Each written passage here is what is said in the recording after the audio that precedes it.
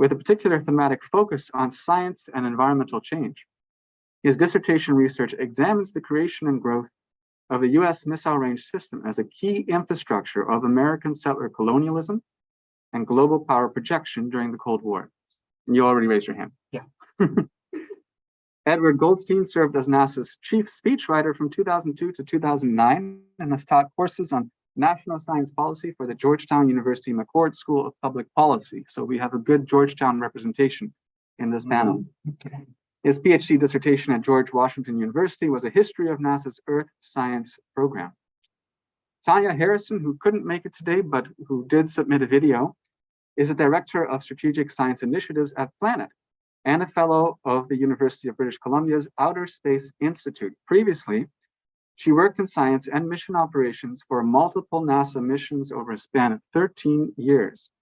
She holds a PhD in geology from the University of Western Ontario. And by the way, this is Chris Sealing right here, who, as you can see, is hard at work making everything possible here. Okay. So, by the way, with regards to masks, feel free to wear a mask or not wear a mask. It's entirely up to you. As of yesterday, masks are optional, even when we're teaching at Georgetown University. So feel free to do it any way you want. All right, so Anna, let's get us started here.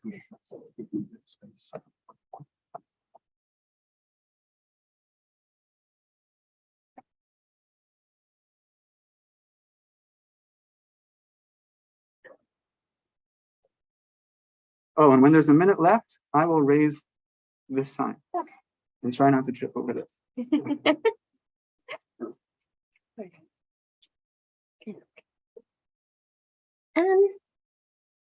Good morning, everyone. I would like to talk about, oh, now you can actually see me, not just my nose. I'd like to talk a little bit about the Cold War, the environment, and obviously the agency.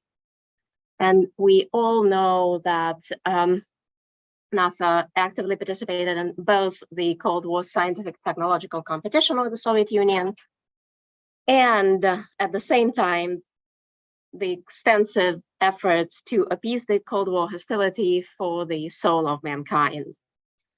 Historians before me have asked the question, how come the two trends coexisted? Was state-approved and state-funded arms and space races, spy wars, and confrontation? How could there be a productive, also state-approved and state-funded initiative for openness and collaboration during the Cold War? Does it make sense when I say productive, state-approved, and state-funded collaboration? If you were to give an example of a NASA Soviet project like this, what would you nominate? And I, for one, would go with this one. The 1975 docking of American and Soviet spacecraft on the orbit, or the handshake of space, as it was known in the press. We see pomp and circumstance beyond belief, became the stuff of legend. And if you know who this person is, you win a special commendation. It will probably continue to attract attention and bring us all joy for many years to come. Any given person in this audience probably knows more about it than I do, so I'm going to stop talking about this particular project. I will, however, say that Apollo-Soyuz emerged from the same framework as many other Cold War bilateral projects. There was this model for cultural and scientific diplomacy between the Soviet Union and the US.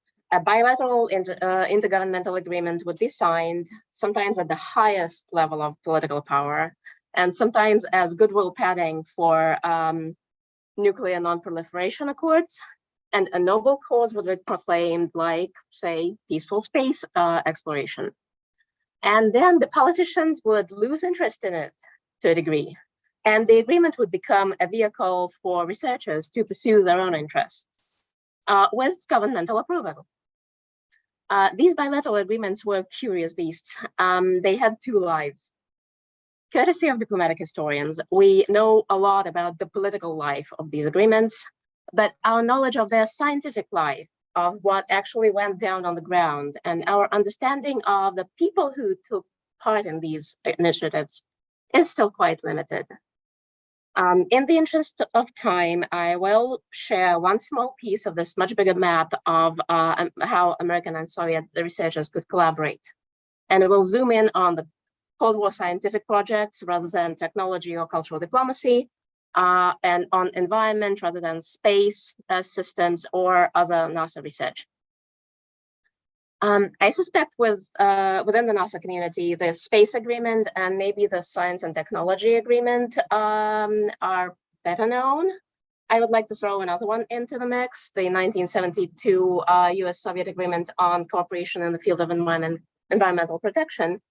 And not just to make the list longer, a lot of interesting scientific collaborations came out of this agreement, including the vast climate exploration program under the governance of the Soviet Hydrometeorological Survey, colloquially known as Gidromet. Since the 1970s, the discovery of the ozone hole over Antarctica had been discussed in atmospheric sciences globally.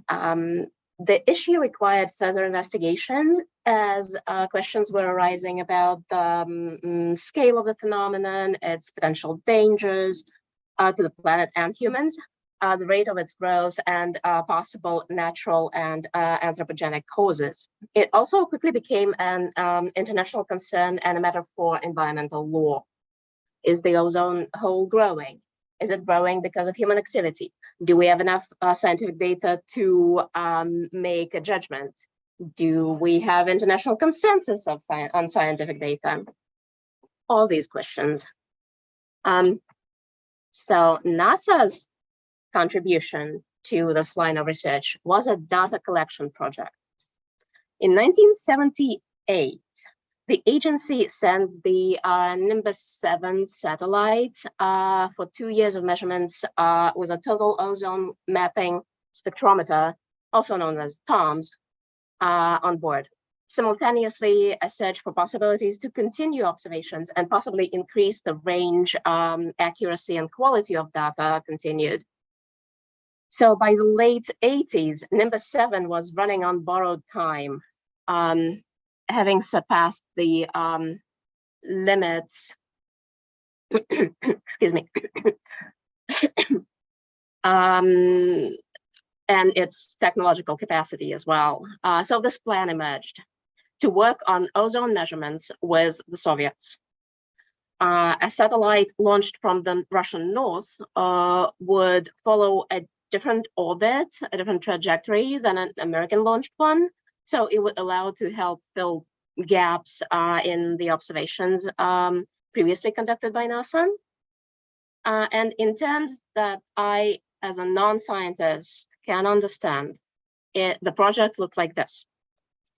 If we stick an American-made NASA ozone meter, TOMS, on a Soviet-designed Gidromet weather satellite, Meteor 3, strap the meteor to a Ukrainian-manufactured expendable launch system, Cyclone, which used to be an ICBM launch system, but let's not talk about that, and blast it all off into orbit at a military spaceport in Plesetsk in the Russian north, exactly 3 days before the August coup d'etat in Moscow, and 4 months before the dissolution of the Soviet Union, and get better measurements of the ozone layer, hopefully. Who would be the maniacs to carry out this outlandish plan, and how would they even do it? So, here are the maniacs. A joint working group under the 72 Environmental Agreement had a lot to accomplish in preparation. On the NASA side, the project leaders were Jay Herman and Arlen Kruger. And Kruger is an ozone expert who developed TOMS and a big enthusiast of this project. And how do I know he was an enthusiast? In 2017, after he retired, Kruger gave a NASA Maniac lecture in which he said, and I quote, "Where else, in what other field would you get a launch from a secret Soviet ICBM base and be present at the launch? I mean, this is excitement," end of quote. And here's another person. The deputy director of the Central Aerological Observatory in Dolgoprudny, a little bit near Moscow, Vyacheslav Khatatov, ran the Soviet team. And given the high-profile nature of this project, he had the weight of Gidromet behind him, and the political clout to negotiate the launch in Russia, the media visibility, and the money all sort of came into place for this project. The larger-than-life Gidromet director, Yuri Israel, spoke proudly at the press conference after the launch, but the work on the ground was really Khatatov's and his team's. He had experience and contacts with Western scientists, and they really helped him to navigate the project. And not only Khatatov, all those previous collaborative programs in geophysics that I can't talk about today because I only have 10 minutes, that had been in effect since the early 70s, facilitated this unofficially last US-Soviet exchange. In a symbolic way, this launch on the verge of the Soviet collapse took the satellite race full circle, with the Sputnik and 57 as a symbol of competition, all the way back to doing it together. What's even more significant is that it was a defense-sensitive Cold War project run by scientists. And if we talk about results, for example, several scientific papers came out of this experiment informing the global consensus on the ozone hole and also the decisions of the intergovernmental panel on climate change. So the challenges were plenty, a lot of them bureaucratic, and negotiating launch dates with the Cosmodrome, handling the shipment of hardware, delivering the device, ensuring access to its data for American engineers, and adherence to a strict set of technical specifications without which the data would not be comprehensive or accurate, all took time, work, and patience. The bureaucratic load was kind of working the participants' last nerve. And to relieve the pressure, a group of anonymous authors wrote an ode to the project, expressing their feelings. I thought I'd share a few verses.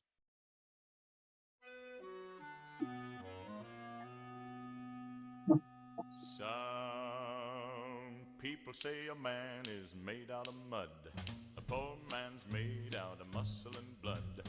Muscle and blood and skin and bones. A mind that's weak and a back that's strong. Thank you.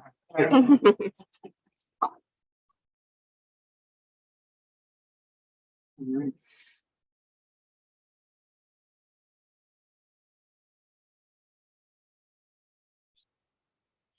Thank you very much, Anna. That was fantastic. What a way to get us started. And Andrew, you are up next. There we go.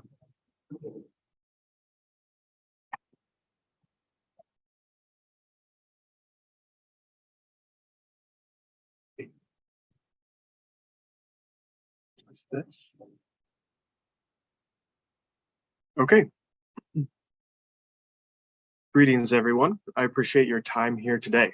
This presentation is a side project to my ongoing dissertation work, which looks at the origins and development of U.S. missile testing from roughly 1945 to 1965. I'm especially interested in the simultaneous expansion of the earth sciences and U.S. military power during this period. My intent, let's see if I can move this. My intent here is to use one small piece of U.S. missile testing, the creation of a standard atmosphere, to shed light on broader themes such as the role of infrastructure building within military expansion, how atmospheric models serve as a form of cartography or map making, and in what ways verticality was crucial to the exercise of US global power after World War II. A basic question I am asking is, how is the atmosphere used to extend US reach across the planet? I hope to offer a glimpse into that process here today. Yeah, great, okay. Between 1946 and 1952, the United States military launched over 60 V-2 rockets into the skies of the largest military installation across the North American continent, White Sands Proving Grounds in southern New Mexico. The US Army had seized these rockets from Nazi Germany scientists in the waning months of World War II as American troops advanced through Central Europe. The V-2s were the most advanced missile technology available at the time, and thus were prized possessions to those interested in developing an advanced missile capability in the United States. The prospect of V-2 rocket tests in the US drew the interest of not only various military branches, but also of university researchers, corporations, and civilian agencies. So the Army Ordnance Corps, the military organization which held authority over the rockets, organized an ad hoc panel of scientists, private industry leaders, and military officials known as the Rocket Research Panel to allocate rocket launches to several interested parties and coordinate their scientific findings. This panel had two overarching objectives for their tests: to refine and incorporate ballistic missile technologies into the US military apparatus, and to better understand the atmospheric environment in which future missiles would operate.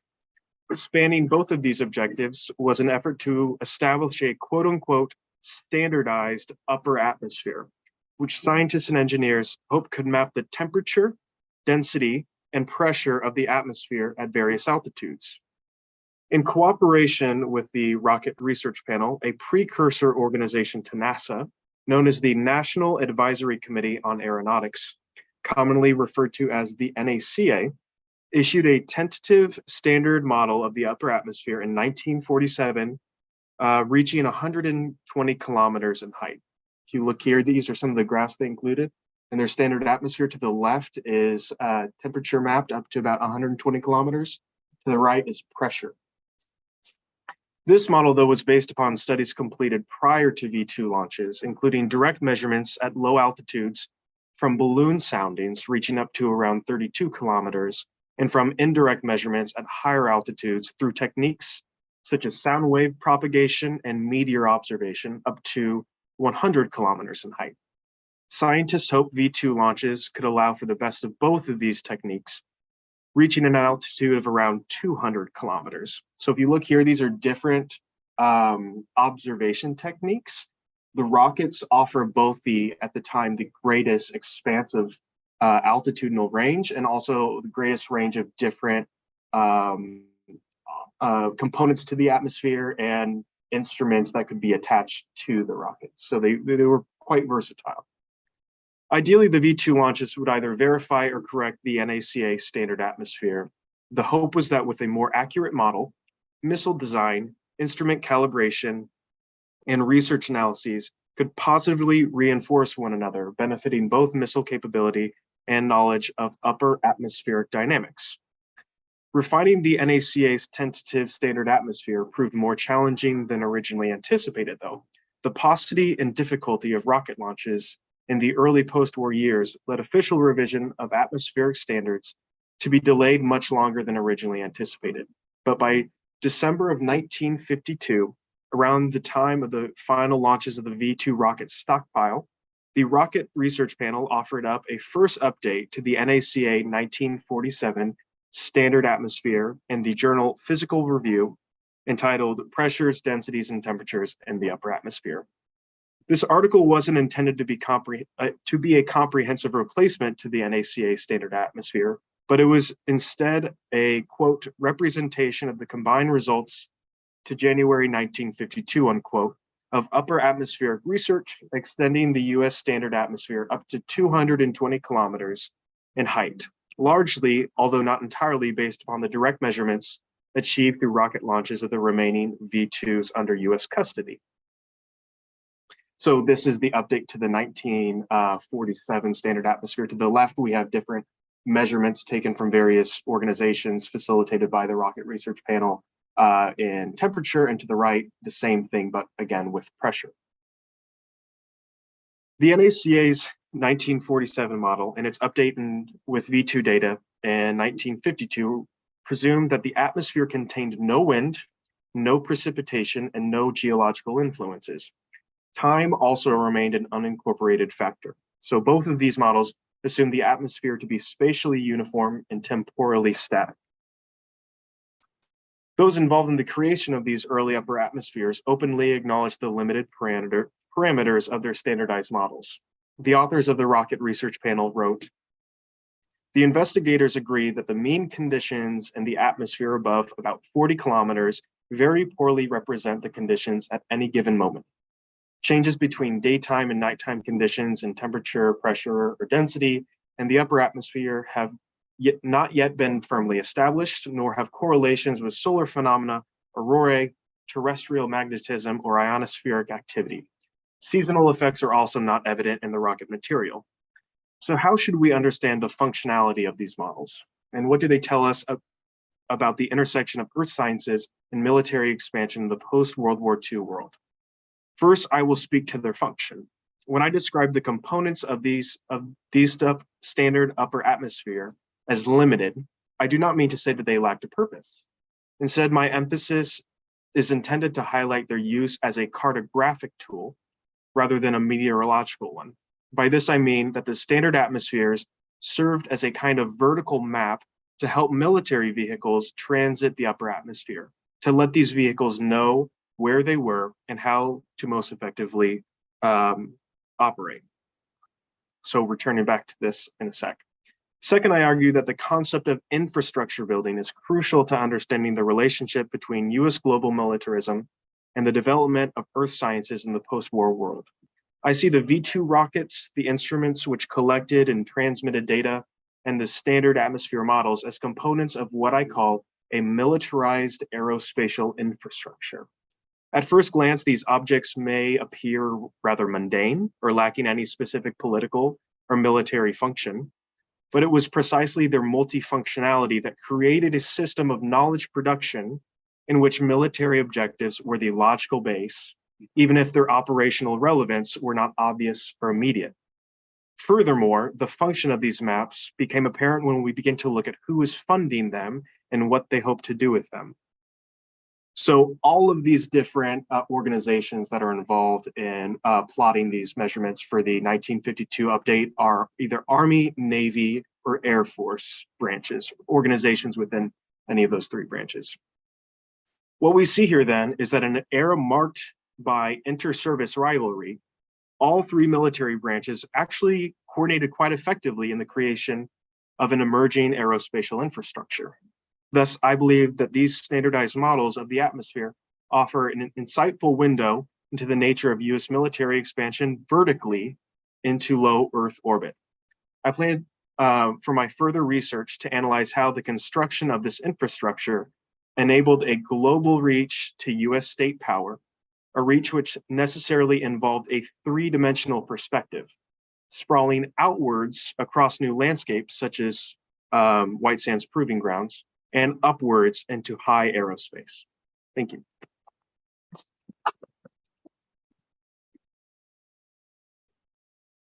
Okay. Haven't shipped yet.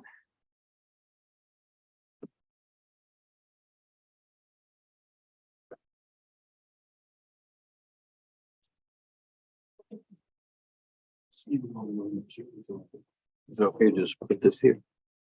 I'm gonna scoot over so you can set stuff. Let's see, let's try and Andrew,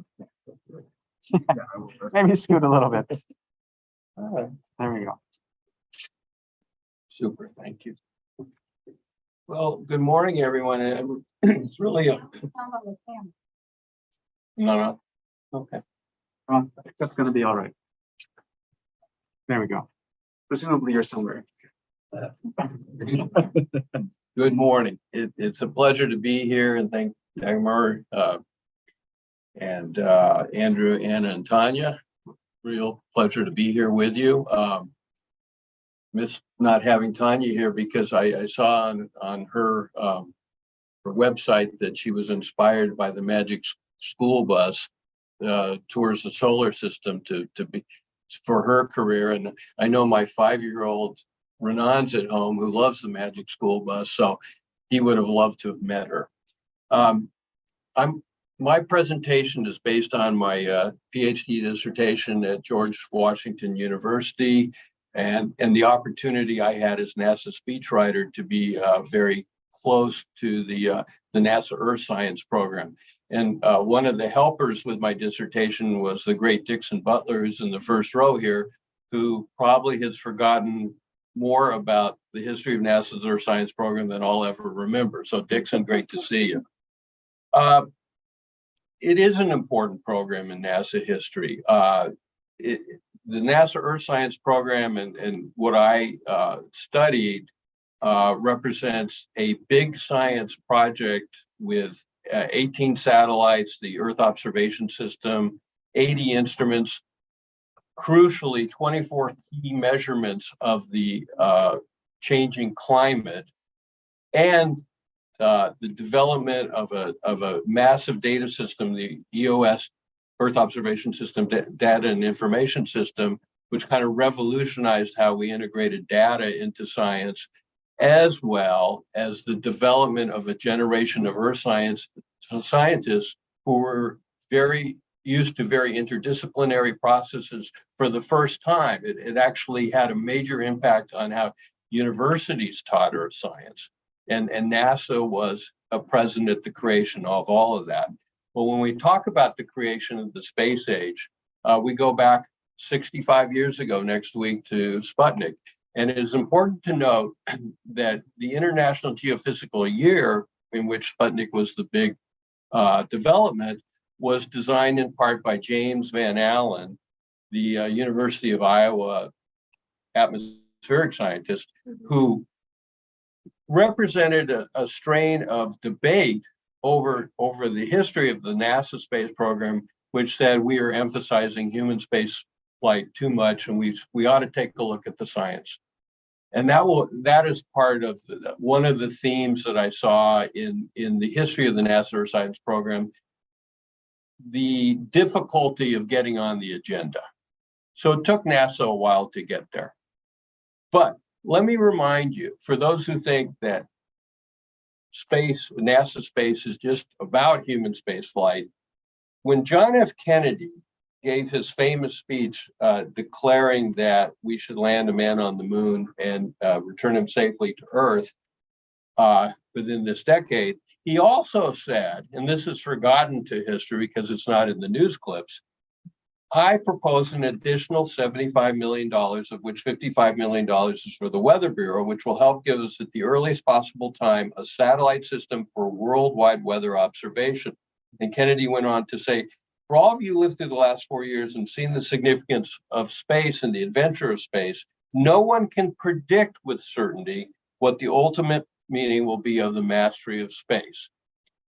If you fast forward some nearly 50 years later, I submit to you a comment by Piers Sellers, who's going to be saluted later on in this symposium, the British-American astronaut who ended his career before his untimely death by cancer as an earth scientist. Sellers said at a Smithsonian event a few years ago, our technical ability to view the Earth from space is coincident with our ability to change our planetary environment. So at the very time that we're able to see our planetary home in its entirety, we are powerfully motivated to do so, to understand how the Earth system works, to help us assess the kind and degree of changes, both man-made and natural, that are ongoing, and ultimately help us predict the future consequences of these changes. The public and their representatives in government need better information on which to base all kinds of decisions involving the planetary environment, from targeting famine relief during droughts to the continuing discussion on global climate change. Satellite observations provide the sole means to observe the whole planet almost every day using those instruments, same instruments. And I might add that Dr. Mike Freilich, who ran the Earth Science division at NASA, remarked to me that just keep in mind what we're witnessing right now with Hurricane Ian.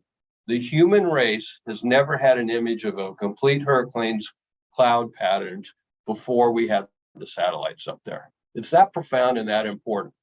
So what happened with NASA? Obviously, the moon landing kind of dominated the 60s, and you see that in the recently released tapes of Kennedy talking to NASA Administrator James Webb, who actually argued for a more broader view of what NASA could achieve. But what there is a symbiosis that I found in my research to the human spaceflight program and also to our planetary programs that heavily influenced the development of the Earth Science program. And that began with ozone, which Anna talked about.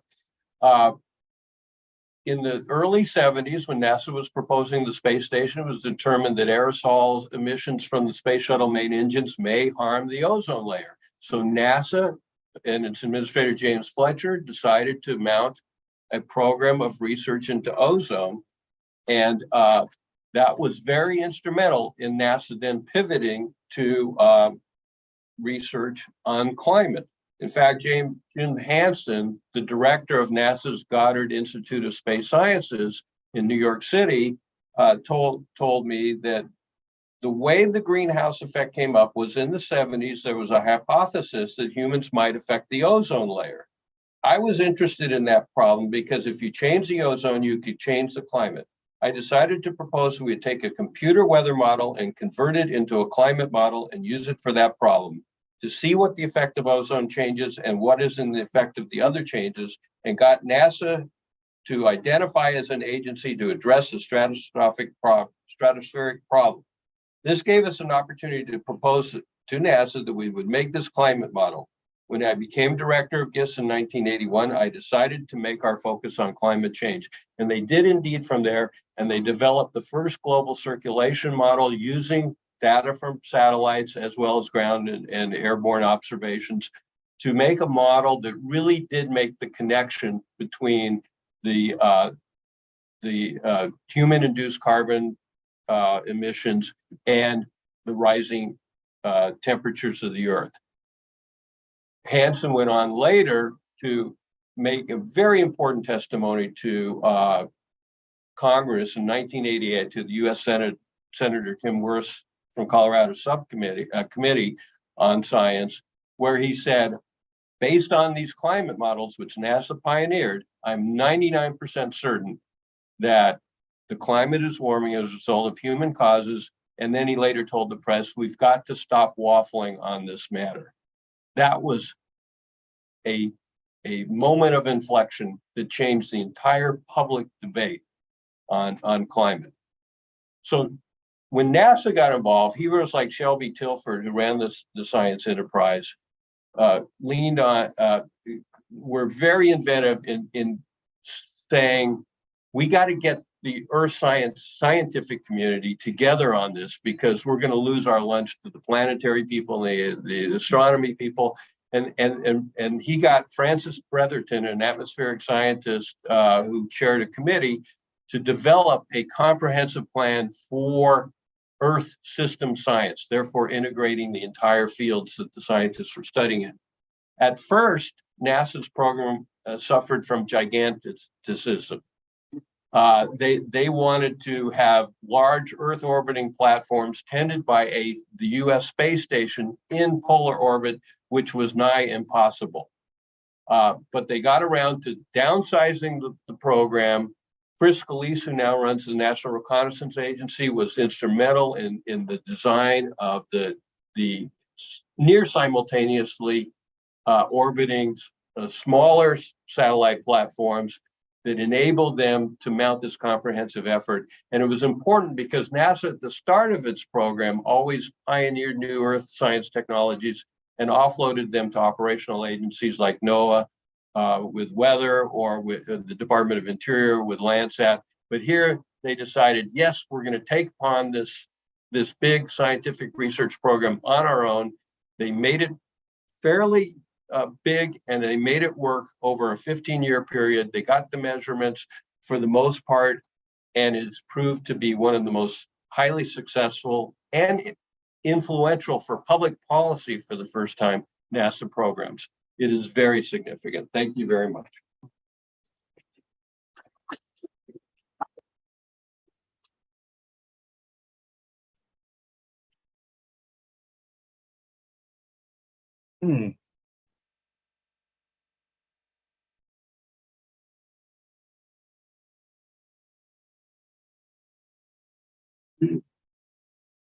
So now we'll hear from Tanya. Morning, everyone. I'm Dr. Tanya Harrison, and I am the Director of Strategic Science Initiatives at Planet Labs. And today I'm going to be talking about NASA's legacy and the birth of the commercial Earth observation sector, inspiration and partnerships for a better understanding of the Earth system. NASA has a long-standing legacy of expertise and excellence in delivering global remote sensing for scientific applications.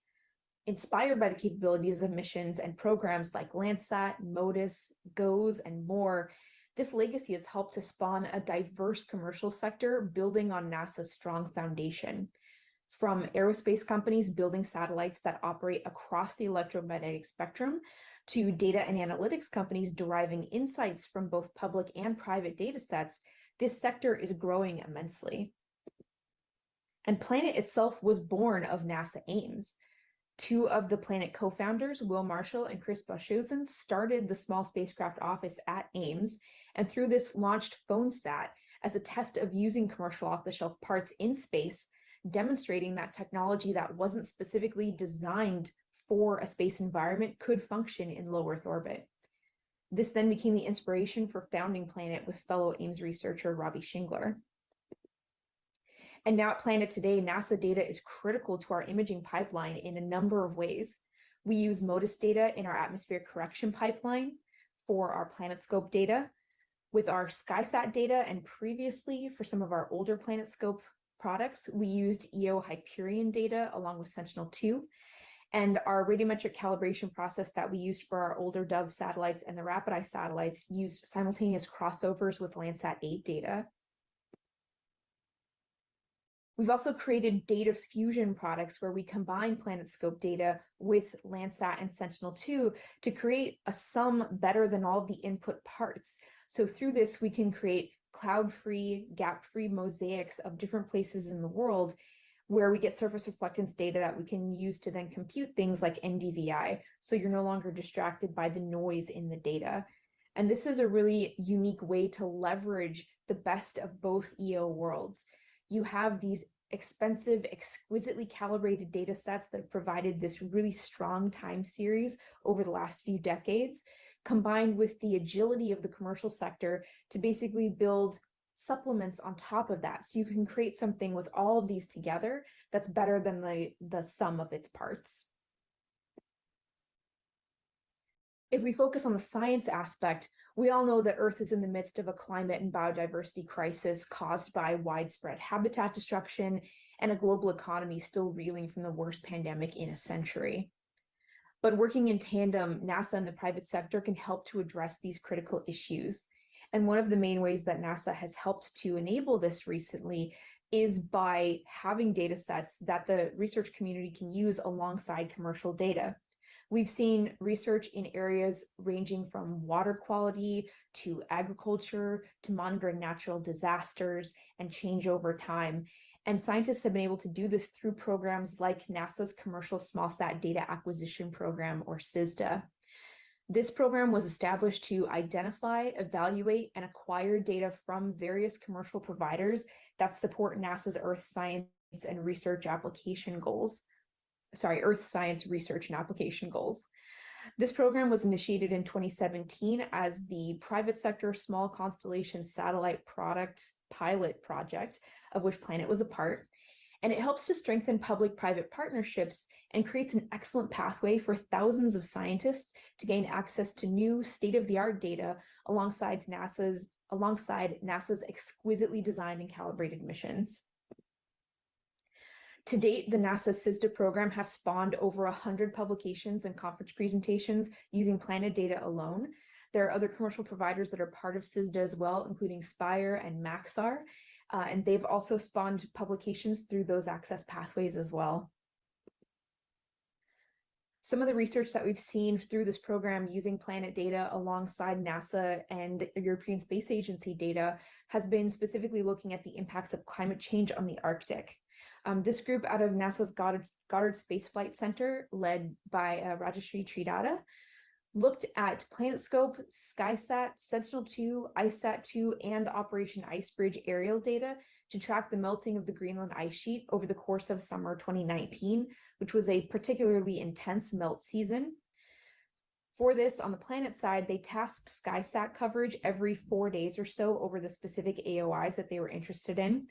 And then they created an algorithm to calculate lake depths via spectral information in PlanetScope and SkySat, and then compared those values to the laser altimetry from ICESat-2.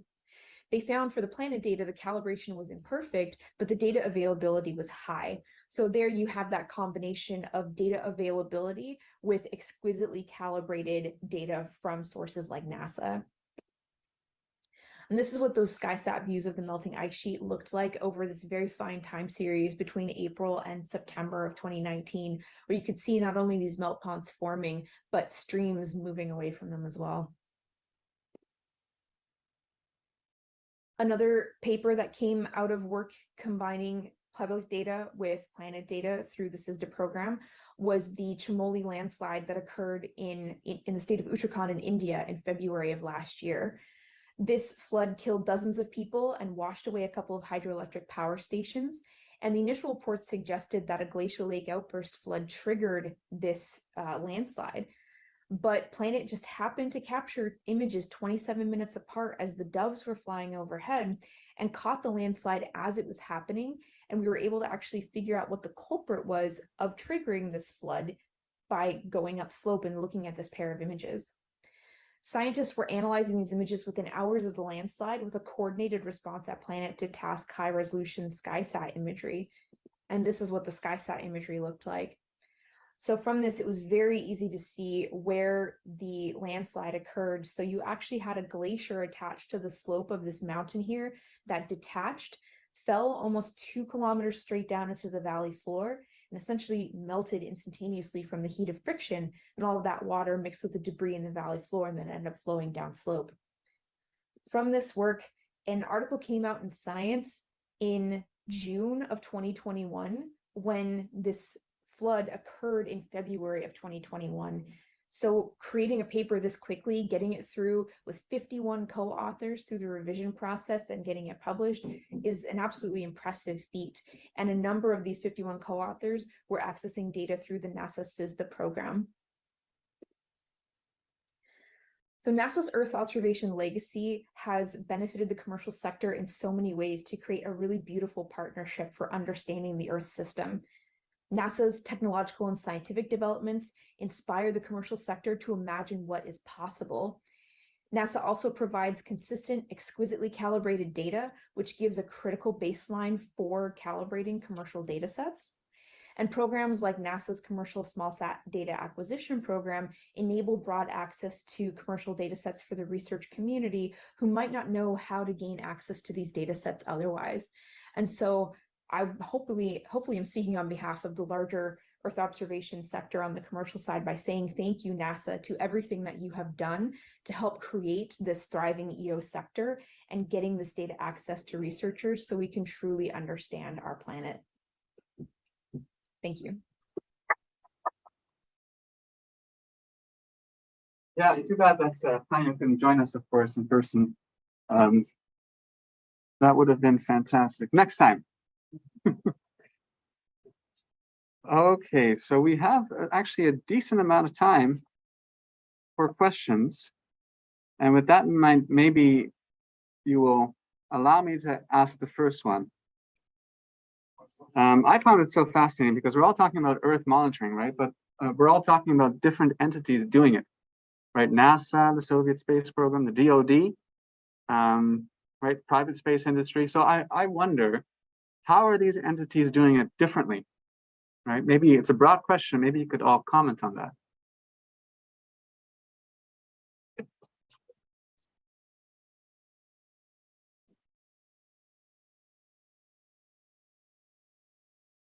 Well, I'd say NASA's circumstance,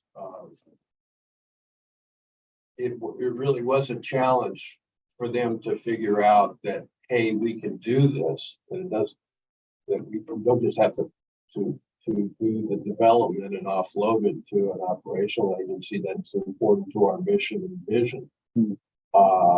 It did require, but they could be the world leader, which they are, but it also required cooperation to technology sharing with DoD, international cooperation for sure. The French and the Japanese were very influential in helping out with the climate monitoring programs with satellites of their own. And then, but surely with the commercial sector, something they didn't anticipate, but realized, yes, this could very much help us do what we're trying to do, and we can work in conjunction with the commercial sector on it. I'm desperately looking for differences, and I can't find all that many, frankly, I think that's interesting too, though. from the Soviet/Russian perspective. I think it's pretty much the same techniques. Working with the military, looking completely separately from the military, trying it both, you know, looking for getting as much data as possible, looking to NASA to share the data or any other agencies step into somebody else's data.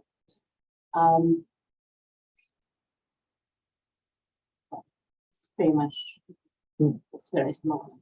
Yeah. What about access to data? Is that also the same in the Soviet space program? Is the data being made openly available? If we're talking about the Soviets and I guess Russia as the legacy of the Soviet scientific systems, they in certain instances they are pretty reluctant to share data openly, like Antarctic data. Good luck getting it from us. That's right. Many are right. But that doesn't mean that data sharing didn't exist. And like the World Data Banks, that I'm sure everyone is familiar with, for a science info. Those were established as an outcome of the International Geophysical Year and still functioning. And then the global seismic networks are also functioning, and Russia contributes to those as well. And one of the notable things I found, at least in this time period, is that there isn't this stark binary between civilian and military differentiation of either research or operational capacity. The NACA and the Rocket Research Panel had what we would now consider civilian and military people flowing in and out of them all the time. And particularly my project was supposed to focus on one meteorologist, Harry Wexler, and he came in and out in a way that I think nuclear related systems at the time were seen as, you know, peaceful purposes and national security. At least at this stage in missile development, it was one that binary was not really a developed, or it wasn't a concern of the people who were developing these technologies. Do you think it became more of a concern over time? Yeah. What do you think motivated that? As the operational viability of these systems became more obvious, especially after, Sputnik, the need to have a civilian answer to a military function, I think, was obvious. In the same way that I think nuclear energy, in the same way its first function as a primary technology needed a civilian or quote unquote peaceful response. Not to put you on the spot, but why?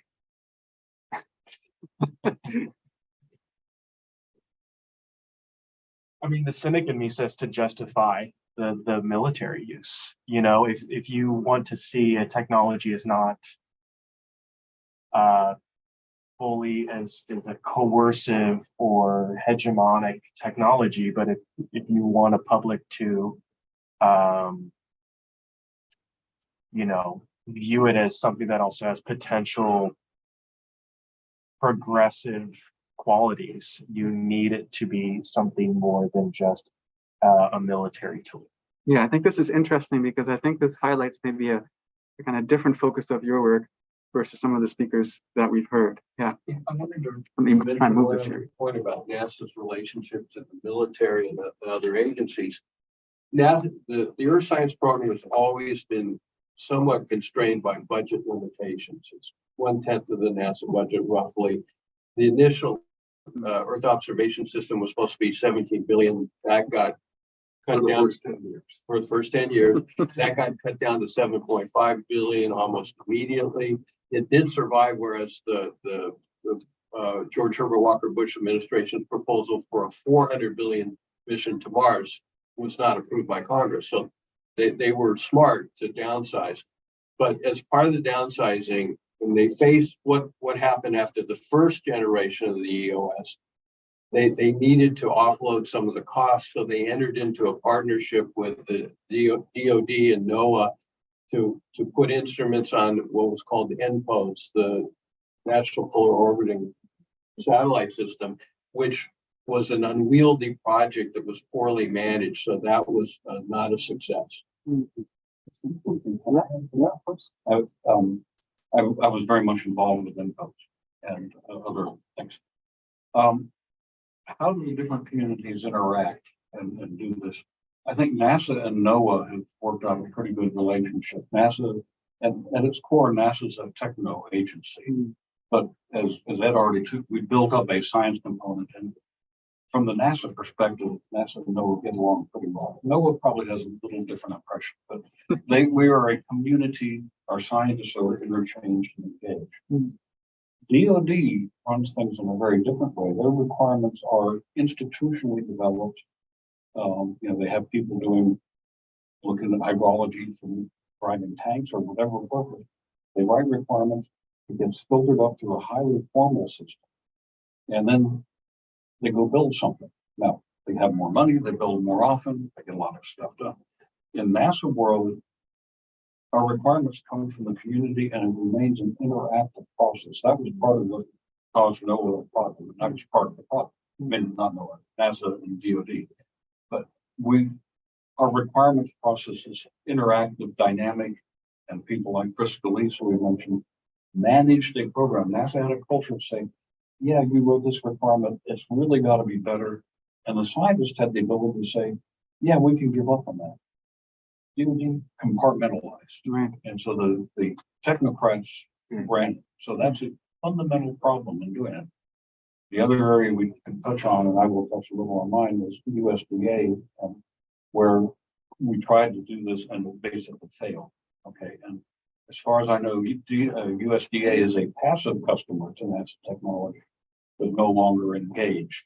So we have very different models. The most successful is with NOAA, and ultimately the NPOS thing worked, but it was handed over entirely to NASA and NOAA.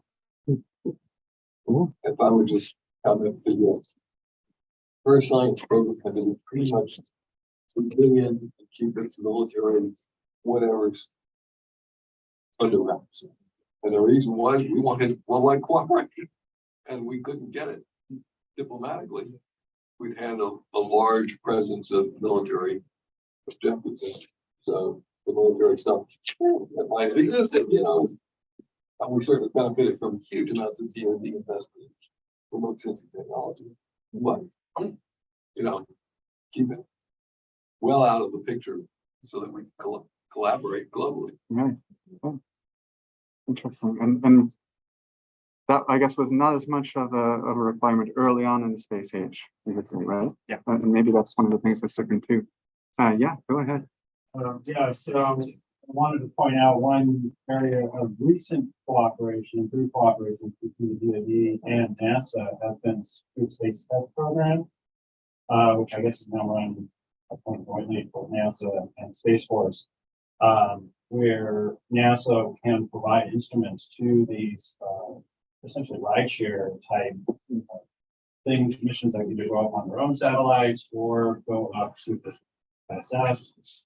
And it's a DoD payload, but a NASA instrument's integrated within it and provides data freely through that, and all the operations kind of coordinated through this, so there are a number of NASA operations that are actually enabled by DoD payload. Interesting. Yeah. Yeah, go ahead. It's a little bit different direction. I comment for Andrew. Absolutely on the idea that it's a form of knowledge infrastructure that these models serve. When I was the Langley Research Center historian, I asked Larry Lofton, who's one of the really old NHPA primers, of what these models were used for. And he gave me an engineer's answer. They're used for the design of instrumentation. So you want to know what an altimeter is supposed to respond at 100,000 feet, that's what the models. Right. So they have an engineering function. Yeah, that was the slide I wanted to include. I just couldn't, and it was pressure range over time and how altimeters were really tuned to pressure differences. Absolutely.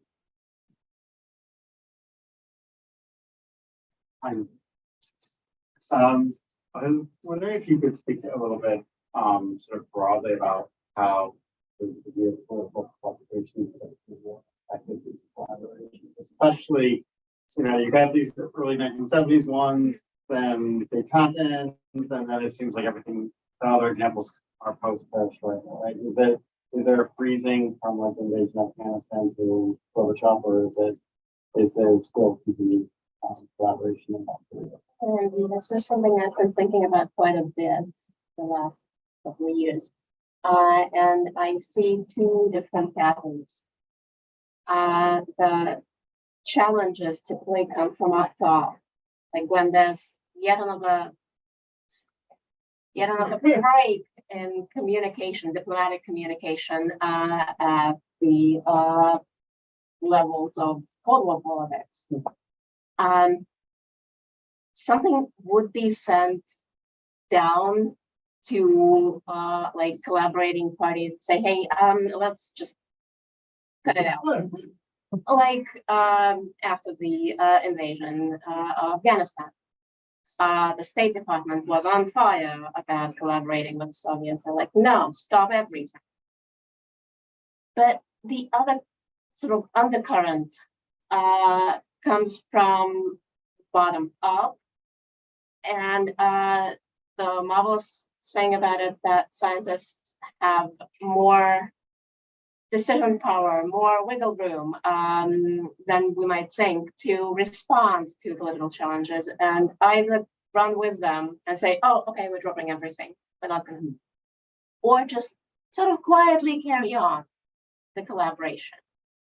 And that's pretty visible in the 70s with Afghanistan and onward into the collapse of the Soviet Union. So these two trends kind of coexist. So not much different than my interactions with my Russian colleagues today. Yes, well, this is why we keep bringing this up. There's a month of work, and now we don't care about it again. Yeah. I remember, I was told that in the terms of astronaut health, in the worst days of the Cold War, there was still full data exchange. Yes. Because, rather bluntly, human health is a statistical matter and you don't get enough data points. So you need everybody's data points. That's very true. And the World Data Banks kept going, no matter what. And Ali, you're saying that model is falling apart now. It looks like it, yeah. It doesn't seem like we are willing to actively learn from that history. Why do you think that is? Yeah. It's a broad question. But why? Honestly, I think it's political ambition that's sort of taking over, and all the cultural things that we don't often bring into the picture that matter now.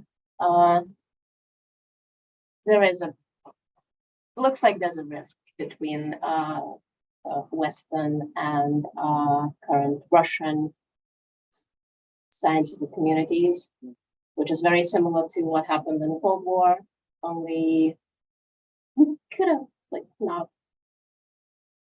done it again, but we are doing it. Yeah. So kind of along this, I mean, but it's also in the contemporary moment, it's also stark because even up to February, like there's all sorts of westernizing going on in Yes. Russian science. Yes. All sorts of new grants and collaborations and efforts Yes. that like You know. the shift is actually even starker in some ways. Yeah. Yeah. Because even though the political regime in Russia was acting in one way, there was all sorts of other stuff going on just below the surface and all that stuff. So, Yeah, that's a great point, because I don't think ever in the Cold War we got to thinking about expelling Soviets from international scientific societies, and we're thinking about it now. Go ahead. Yeah, another aspect on particularly the Soviet cooperation, which I was also engaged in. When the Cold War thawed and the political system enabled it, things really boomed. And the meteor thing that you talked about is a good example. That's at the technical level. Scientifically, at least in the parts I worked in, we found out that the Russian science wasn't very deep. Okay, when we first started, this was going to be wonderful. We had wonderful access to all these brains. And they've been doing nothing but thinking. Now we can help do. Didn't find that to be the case. So they were good people. There was not a good end. The second thing that happened was that as the Soviet Union collapsed, the young people left. Okay, so you basically Pierce Sellers has been mentioned. He would be mentioned a couple more times. He was like 30 years old when he shook the world. Okay? Good science is done by young people, and they're just not there. So I think whether there's Cold War or not, whether there's structures supporting them, I don't know. The Soviet Union just doesn't have the supply. As far as I know, our cooperation with, say, Western Europe and throughout the world is about the same as before, because those societies are stable and productive. This is part of the logic. Sort of peculiar sidelight, but in the US getting involved with Russia to help them protect when their economy was not where it is today, it was in bad shape. They needed help to protect their nuclear assets from terrorists. And the Department of Energy had more success in many ways than the Department of Defense in these programs, because there was a scientist to scientist respect between the nuclear guys on the Russian side and the bomb lab people on the US side. I mean, they really, the Russians pretty clearly admired Los Alamos and Livermore. And that made it very successful. And I can attest to the fact that, the Russians in the programs guarding their weapons sites, they were really proud that they had this cooperation. And, and then it was effective. I wrote about this in a different context, Dixon. We had the Nuclear Cities program where we actually paid Soviets, the Russian scientists to do work that we knew would not involve proliferation or terrorism. And it seemed to be a very successful program. Yeah, well, I think there was a sense of trying, with the migration potential of the younger scientists, there was a sense of, let's take the ones who can build weapons and try and give them something to do so they won't end up on the world market. So essentially what you're saying is that the late Soviet brain drain, that's what people call it, is a later version of Operation Paperclip. Operation Paperclip. Yeah, let's more organized. Yeah, that's what you're saying, right? Thought about it. I've only learned about Operation Paperclip watching TV during the pandemic. So I think Tanya is here now too. Hi, Tanya. Are you with Hello. us? Yeah. Yeah, I wasn't sure if I could unmute and if you'd be able to hear me or not. Oh, loud and clear. Yeah. Actually, the question that for we talk about these, whether it's international, whether it's interagency or whatever, these dichotomies here. But she brought up an interesting point, this commercial element. So there's this other piece to the puzzle. Right? And so creating tension, creating opportunities, but also constraints. I wonder if Tanya would like to kind of comment what she's seen there. Any historical, any parallels to what we've been talking about that she's seen. I think we're seeing a greater appreciation on the commercial side for what science and research can do for companies. Certainly as somebody who came from academia into the industry side, to me, those benefits were obvious, but I would say that for people that don't come from a science background, that connection was not always there in their minds. And so I think through programs like NASA CISDA, we're seeing not only appreciation on the commercial side, but we're also seeing a little bit more trust and adoption being built with the researchers. I think there was maybe early on some aversion to the idea of purchasing data to work with when there were data sets that were available for free. So it's great now that there are access pathways for researchers like through NASA. I know for Planet, at least, we've had an academic program for years now. It started in 2017, where we made data available for free to anybody in the world associated with the university. I haven't seen that kind of model emulated very much in the commercial sector, but for anybody that might be online that is with the company, it's a really great way to get connected and see what is possible with the data, and also just to help the world by getting data out into the hands of the researchers. So it's really great to see these worlds finally starting to come together after I think they've been existing kind of separately for the last few years. Any other questions? I have a follow-up. Sure, yeah. Do you have statistics of which countries are using your data and participating the most? And do you have Russia participating? Sorry, I missed the last part of the question. It's a little muffled. Do you have statistics for which countries are using your data the most? And is Russia also involved? Are people from Russia doing it? That's a great question. I don't know numbers off the top of my head. Certainly the United States is probably at the top. I know that we have users in more than 100 different countries right now. Russia used to have data access until things that started recently, but before the war, we did have researchers in Russia using our data for a lot of different aspects of science. I wonder if the data is more accessible also for scientists in the global south, for example. Do you find that as well, or?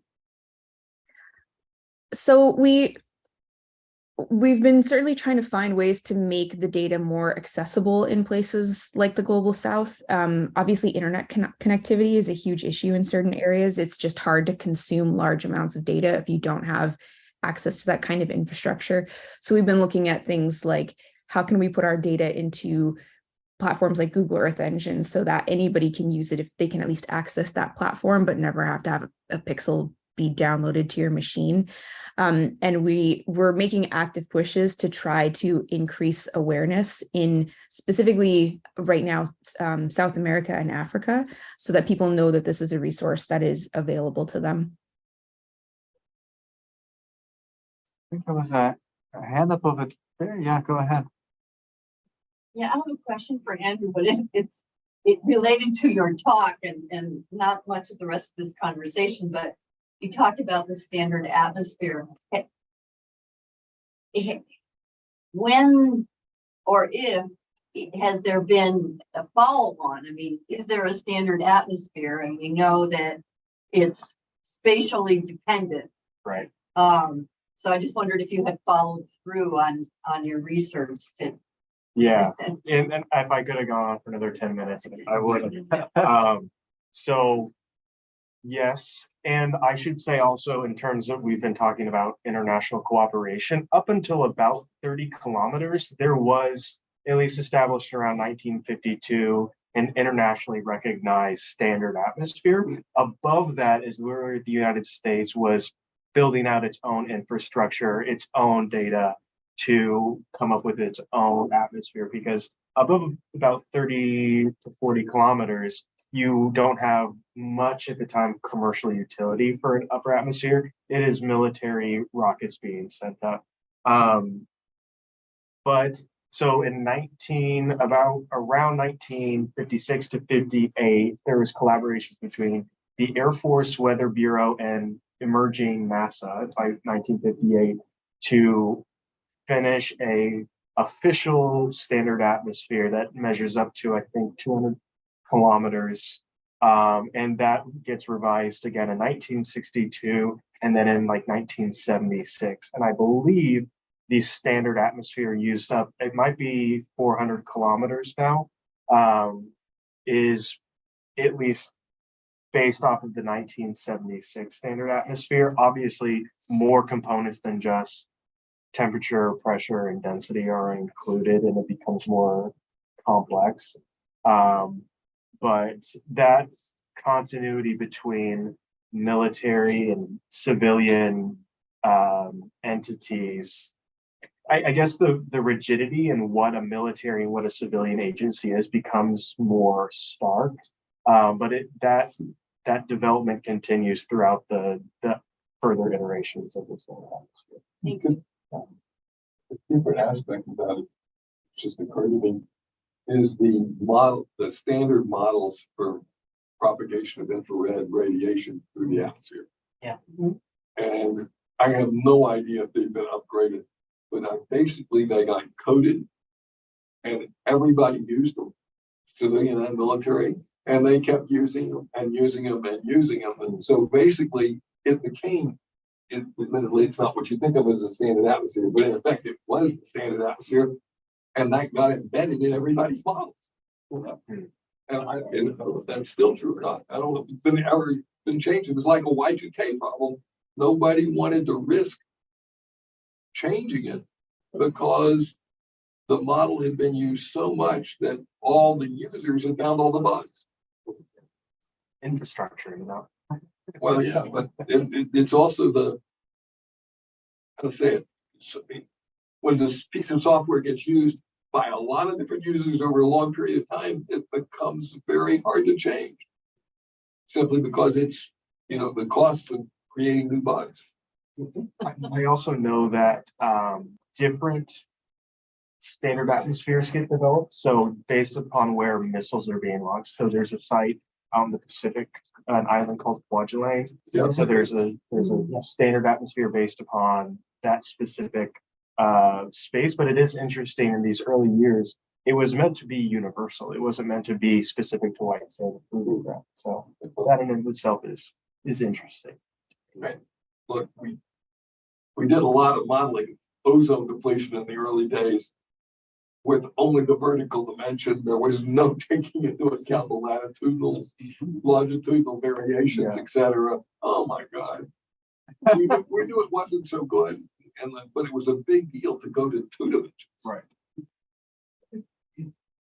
There's a documentation anecdote which is maybe interesting. When I first joined NASA, the person I replaced had retired and he'd been involved with the standard atmosphere. My office was full of the 1976 books. I had like 300 of them in my office, and I had to get rid of them.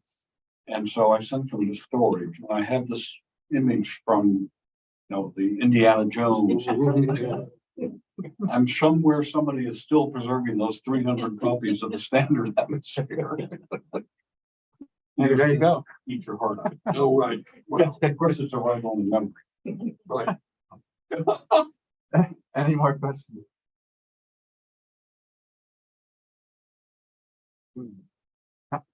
Yeah, I don't know if this is an appropriate question, but I'm sitting here wondering, so I'm gonna ask. those are the most interesting questions. Yeah.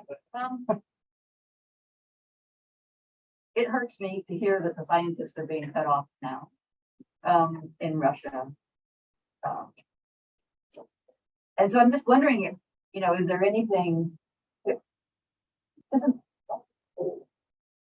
I'm not wanting to speak, this is Nancy speaking, and I'm not speaking for anyone but myself, but you know, when leadership makes a choice, it may not be that the entirety of the people believe that choice and they want to go on with that. I'll just leave it right there. It often isn't. Oh, not only sad, but not right, to let the scientific enterprise not function at that science diplomacy level that it has in the past. I was involved with life sciences back in the Cold War, when in fact we still flew on satellites, even though we were in the Cold War. We're doing life sciences work. So I'm just wondering what's different now, and is there anything that we in this room should be doing that would improve that situation? Just to quickly follow up, I have some extended family who live in Russia. And also you can't exactly express how you really feel, right? Even if family asks you how you feel, you have to be very careful in responding, right? So, you know. Not necessarily for the reasons we may think of. Like, it's not censorship per se. It's not to create a rift within a family sometimes, or between friends. That you know, just like for a while, people avoided talking about the US president, even within one family, if, you know, people took different sides. So it's not, but may I? Of course, yeah, please. I want to explore this further, and I think it's a great question to ask, whether we can do anything.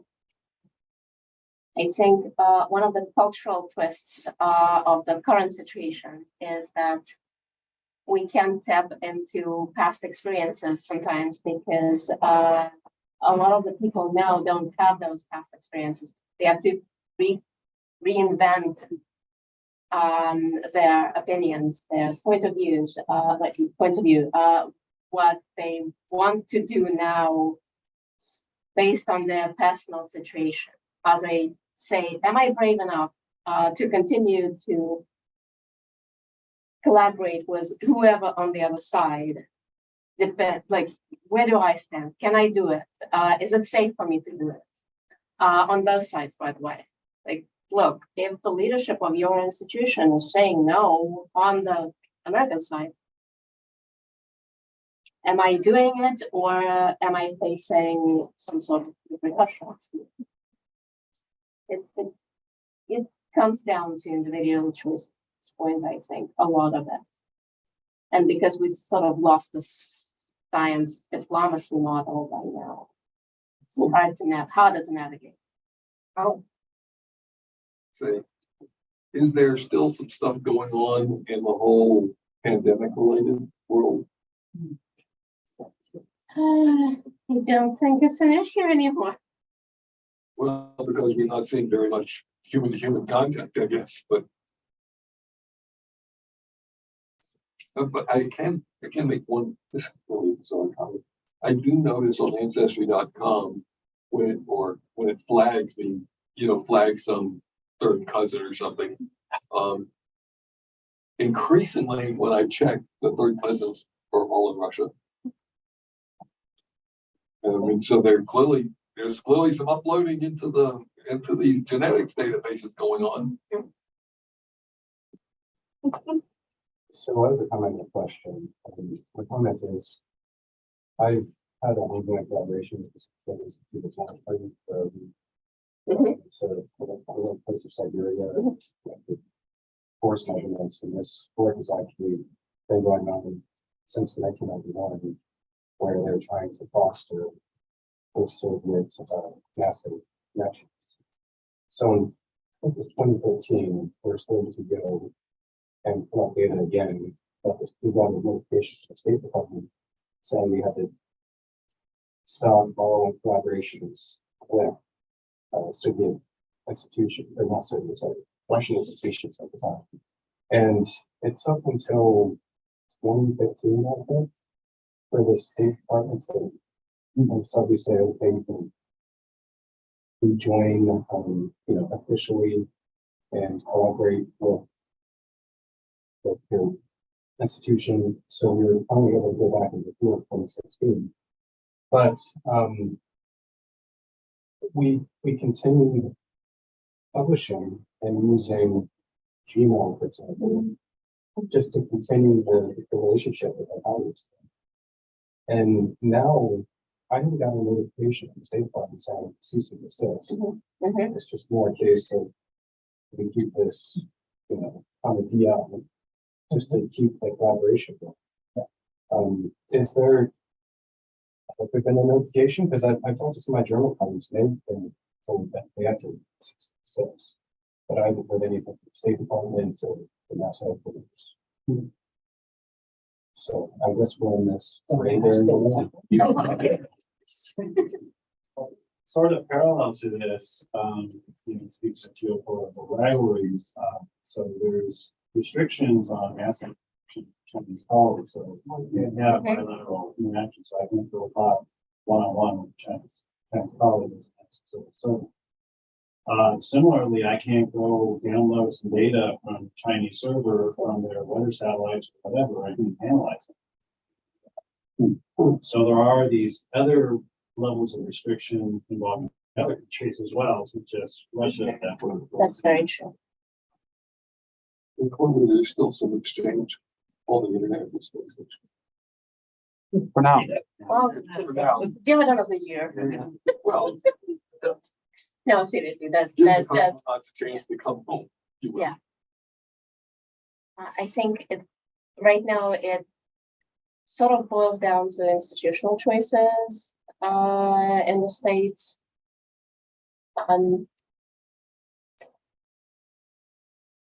So the Smithsonian Institution officially released a statement that they're not restricting anything or anyone, and yet if you're at the Smithsonian offices trying to open a Russian website, the system will block you.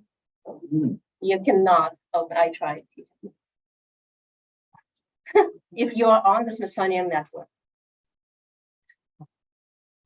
within the system.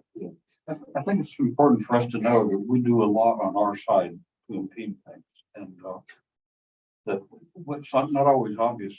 Just give an example. But, 20 years ago or thereabouts, when China was also in disfavor, I remember somebody was coming to visit Goddard and came to us at headquarters for clearance, and the instructions were that that person had to be accompanied at all times, including going to the bathroom. Yes. They were going to be. Yes, Goddard was like this for the Soviets as well. Yeah. Oh, wow. And what it wasn't at that time, it wasn't that with the Soviet Union. The Russians were welcome, but the Chinese, and someone would be coming for a month, and they had to be accompanied to that. So, and that's our State Department. It's tit for tat, and it's just part of it seems incredibly stupid. Try to overcome it. Porta potties. No. So in 1981, I was at Rockwell International, and we hosted the first Chinese space delegation to ever visit the United States. And we took the leader of their delegation out to Edwards Air Force Base for the first landing of the first space shuttle, STS-1. And I remember how the leader, and China had only launched a satellite or two at that time, and we were very cooperative with them on that visit. I remember how the leader of the delegation shook my hand after the landing, without words spoken. He was kind of said, "You Americans can do everything," and I think we had no idea how rapidly their space program would develop. So, there was also an effort triggered by Al Gore to take a look at the environmental data that was coming from National Technical Institute. And then we got it in our egotistical heads to invite the Russian counterparts to come to a meeting out in Virginia, sponsored by the CIA. And first of all, the Russians couldn't believe they were at a CIA sponsored meeting. But secondly, and the big push was classifying some of these data. And, the United States had made this great, brave commitment to declassify the stuff from the film era back through 1972 and make them publicly known. The Russians basically walked in the door and say, "Do you want it? It's for sale," and not. not only that, I mean, the first slide from the leader of the Russian group was their spy satellite image of our country. But basically, they were more open than we were. They were ahead of us on the declassification of these data. It was pretty amazing kind of meeting. Hey, Andy, do you have one Yeah, final? well, I just, well, on this question of here, I mean, you know, and what to do about it? I mean, because I think I'm right that some of the institutional infrastructure for the scientific diplomacy has crumbled, but there's also a lot of sort of social media bandwagoning about like, you know, like blaming everyone in the country for the regime's decisions. And I don't know, being willing to push back against that a little bit on sort of a more informal level, I think is important because you know, no one, no one, but I don't think anyone in this room probably wants to defend the Russian regime right now. but that doesn't. But there's a lot of people in Russia who don't feel that way as well. But they're navigating a different circumstance, difficult circumstances, and not being like this was like the Estonian prime minister, like, no, we're not going to save these Russians trying to escape this cannon fodder and all of these types of things that are going on. And let's boycott Tchaikovsky and crap like that, right? Like just being willing to be like, no, that's not how we feel as human beings. Like, Okay, so now you know what, you know what tweets to write. Good luck. And thank you all for getting us started. I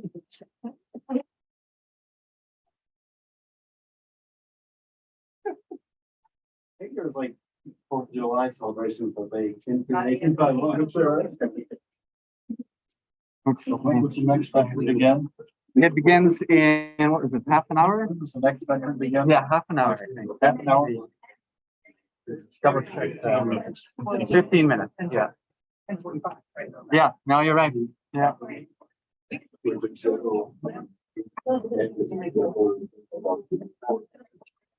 They're not great.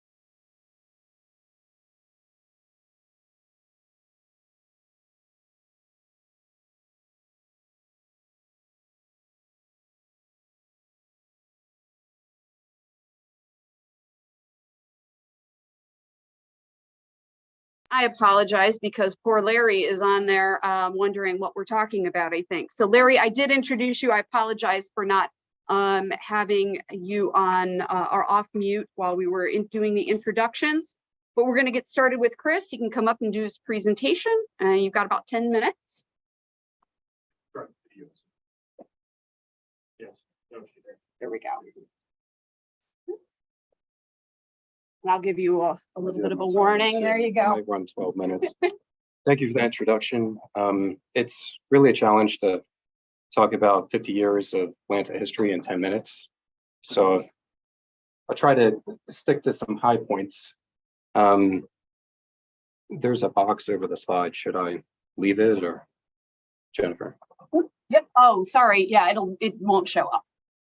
Well, it's shown up here. So Great. full mode for the slide. Okay. There you go. There we go. Okay. So I've recently become the Landsat 9 project scientist, following up from Jeff Masick. And Jim Irons was originally going to give this talk. He was the Landsat 8 project scientist, but he had commitments at Goddard that he had to attend to. So in this talk, I'll briefly be talking about the overall initial vision of the Landsat program, the societal needs and applications, and then the technology advancements that has occurred.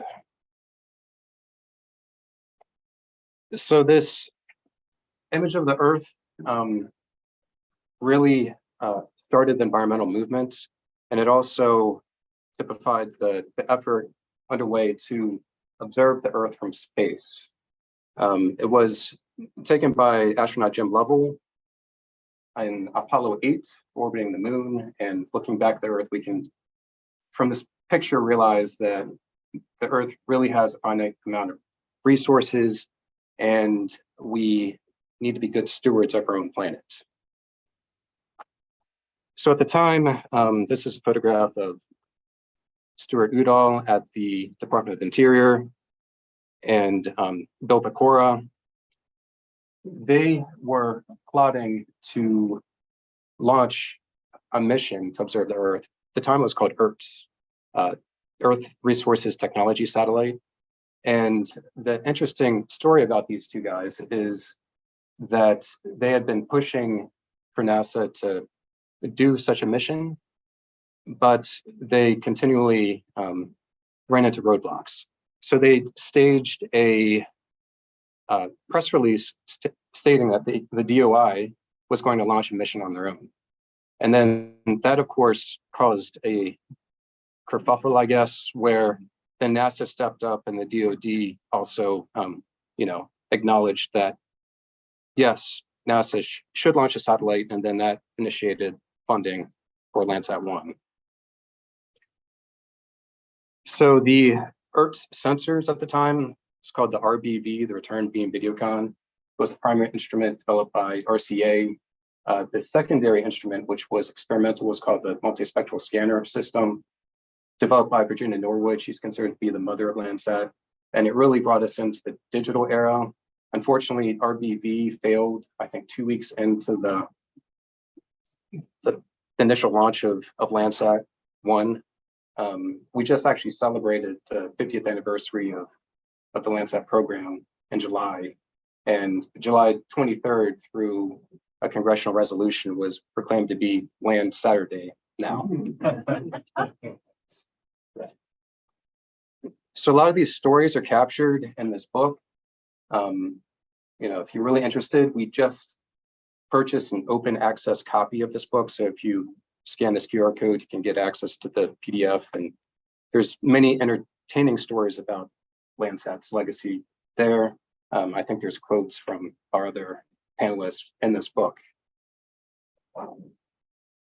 So Landsat is a 50-year NASA and USGS partnership where NASA has built and launched and performed on-orbit checkout of the instruments, and the USGS has managed operations and distributing the data. So from a 50-year legacy, Landsat 1 and 2, I think they had an overall budget in today's dollars of $1.6 billion. But NASA is an R&D agency, so Landsat 3 kind of fell out of the mode of NASA not wanting to do with operationalized missions. So funding for Landsat 3, 4, and 5, you can see the spacing is much larger because there was, I would say, instability in procuring funds for those missions. But the technological innovations shown on the bottom, we've had an increase in the radiometry from 6 bits to now 14 bits.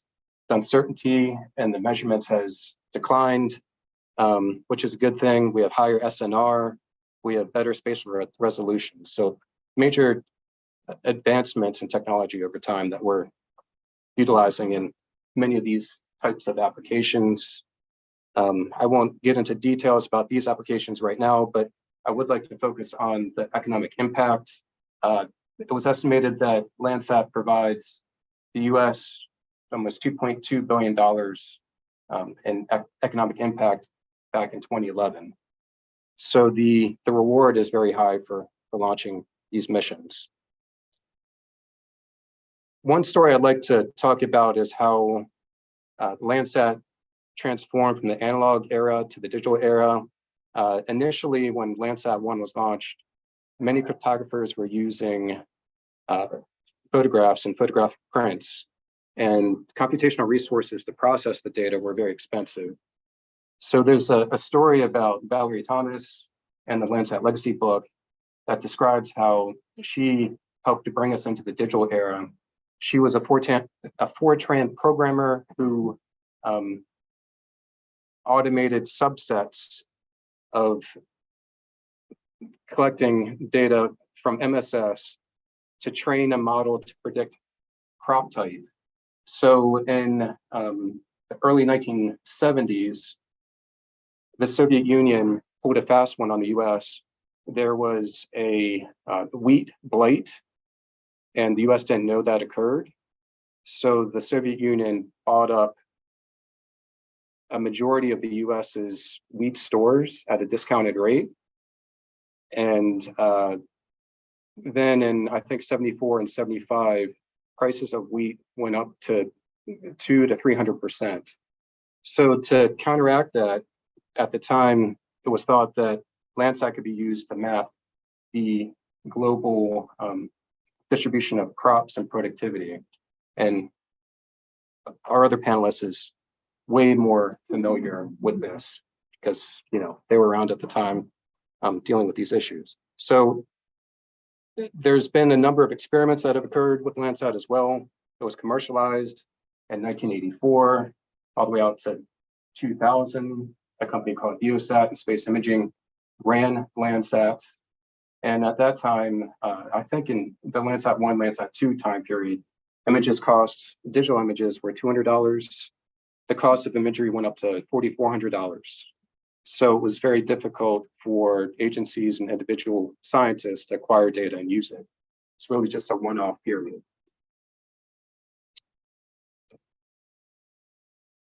I do want to progress into showing how LACY now transformed into the cropland data record from the USDA, where in 1997, crop types were mapped for North Dakota. And as you can see,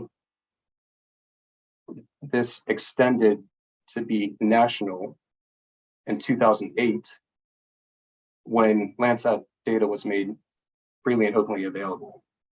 It really transformed the ability for us to collect information on annual crop type and predict yields. Another example I have for the Brazilian Amazon of the impact of Landsat data. You can see here, extent of Brazil relative to the continental US. And this is the Map the Biomass project. And it shows land cover change from 1985 through 2018, and then with all of the fires that occurred in 2019.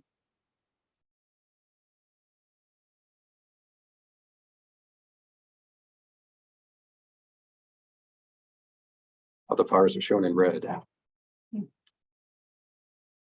So moving from national scale land cover assessments and land use change assessments to now globally.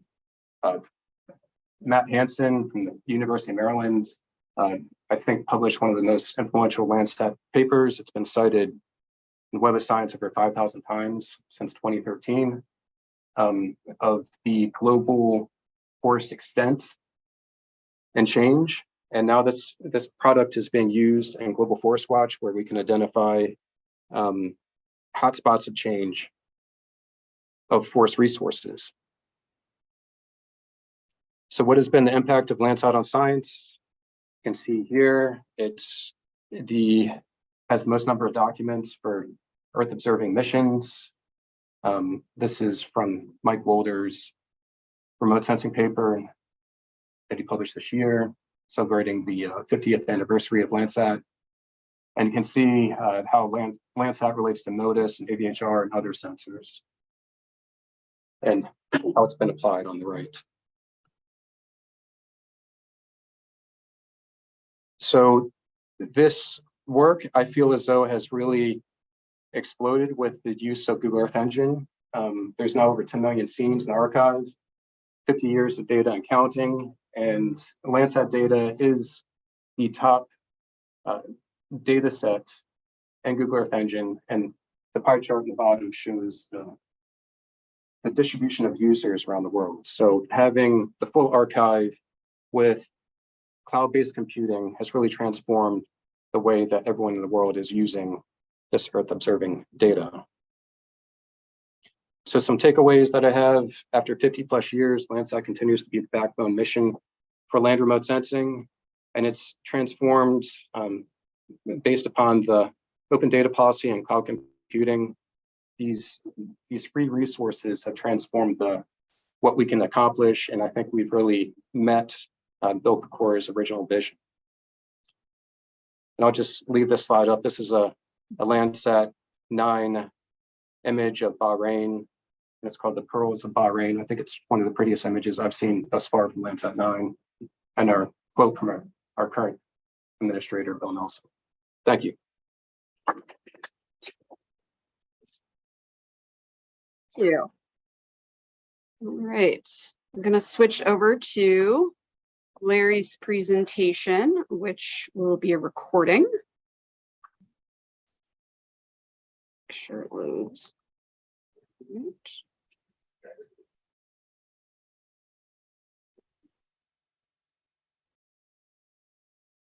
This presentation will cover the history of the HYTRAN spectroscopic database, a project that has spanned over 50 years. This database has a vast amount of applications, but concentrates especially on remote sensing. The start of the HYTRAN project was at the U.S. Air Force Cambridge Research Laboratories, which were located just outside of Boston, Massachusetts. In the 1960s, the Air Force was concerned with the detection and even characterization of military jet aircraft. The problem was to interpret a detected radiative infrared signal as seen through the intervening terrestrial atmosphere. The panel below illustrates the scenario of a hot source, such as the exhaust of jet engines, which gets selectively absorbed by the low vibrational bands of the principal absorbers in the atmosphere. The main absorbers are water vapor, carbon dioxide, ozone, nitrous oxide, carbon monoxide, methane, and oxygen. The result is seen by a detector at the lower left. The origins of a concept of a spectroscopic database was fostered by three concurrent developments, namely infrared detectors, computer readable data and processing power, and high resolution spectrometers. Thus, we were able to consider parameterization of the absorbing molecular transitions. This in turn provided input to the transmission and radiance codes. The latter would be used for the simulation of under various atmospheric conditions such as temperature, pressure, and gas concentrations. This slide illustrates the concept of converting a spectral line to a parameterized line list. At the early stages of the HYTRAN compilation, the goal was to archive the 4 fundamental parameters: the line position, the line strength, or intensity, the air broadened half width, and the lower state energy. With these 4 parameters serving as fundamental quantities with which to employ the Lambert-Beer law of attenuation in simple radiative transfer codes. We also tabulated the upper and lower state quantum attributes as a tag. It should be mentioned that there are many, many transitions listed, especially for polyatomic molecules, even when restricting the dynamic range to what would be expected over a long atmospheric path. The proto-HITRAN existed as a couple of Bureau of Standards, which is now called NIST, monographs until the first machine-readable extensive line list was made public in 1973. The HITRAN has aimed at providing a curated single reference source that aims to provide the best available spectroscopic data. These data are an amalgamation of experimental data and theoretical calculations. While the latter are preferred for completeness and predictability, lab data still continue to be inserted where they are ascertained to be more accurate. Here we see, for example, one of the many suppliers of data to the HITRAN database, the Solar Observatory at Pikit Peak, Arizona. The last quarter of the 20th century saw really rapid growth. While the original database only covered the infrared region of the electromagnetic spectrum, HITRAN expanded to both longer and shorter wavelengths, which encompassed pure rotational bands, overtone, and combinational bands. More molecules and their isotopologues were added beyond the original 7. The accuracy and precision were improved, and the dynamic range expanded. In support, the first edition of the molecular species of HITRAN were enabled by a grant from the Department of Transportation in the early 1970s over their concern about possible adverse effects from emissions of proposed supersonic aircraft at high altitude. A second thrust came from the Department of Energy with their construction of ground-based sites to measure atmospheric radiation and energy budgets. Finally, NASA became the main driver with its many Earth orbiting missions involved in remote sensing. A unique source for spectral information was necessary for their many programs, in particular, the Earth observing system of satellites. Towards the end of the century, the NASA Planetary Atmospheres program also provided direction to the HITRAN program.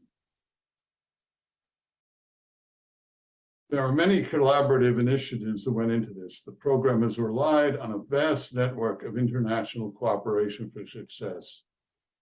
For example, we have many labs in Europe doing high resolution controlled laboratory spectroscopy, academic institutes throughout the world doing theoretical advanced calculations on molecular properties.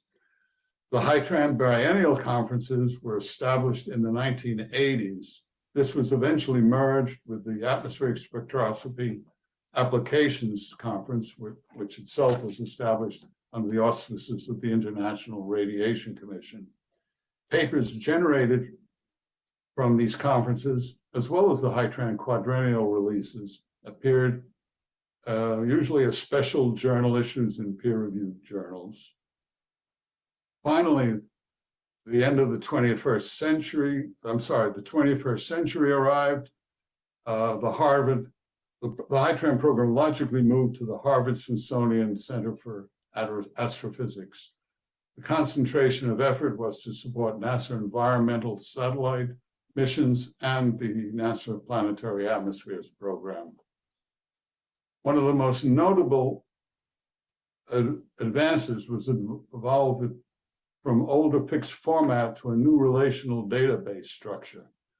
That enabled many advantages for expanding the sophistication of data required both for the improved abilities of NASA satellites and for the non-terrestrial applications. The system of validation was also increased to involve several independent parties. Access to data via a new website, which will be shown next, was established. As the potential for more complex usage of the database had increased, tutorials were added to YouTube. In addition, the HITRAN applications program interface was introduced, which allows for simulating transmission, absorbance, and radiance spectra using not only HITRAN, but perhaps any other line list if one desires for comparison. This slide shows the HITRAN homepage. I don't have, obviously, time to show many of its features, but one can easily go there and log in and play with them. I'll demonstrate one of the most common applications, which is accessing the line by line portion of the HITRAN compilation. One clicks on the data access and then accesses the line by line, and then one has a host of ways of generating line portions of the grand line list of the user's desire. A new HITRAN is officially published every 4 years, but important intervening updates are listed on this homepage.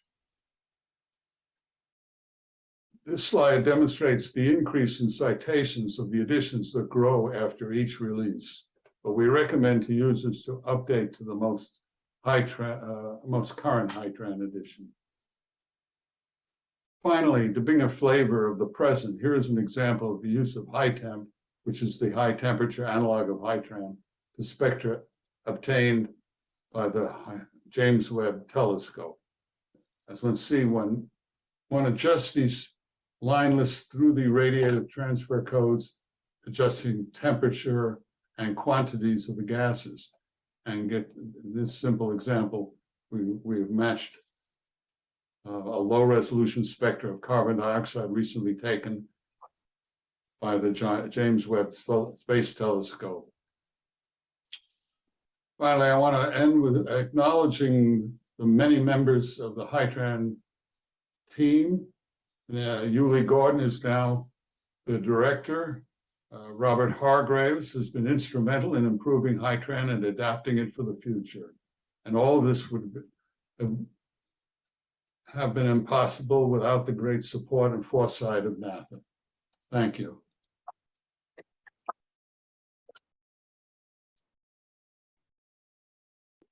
All right.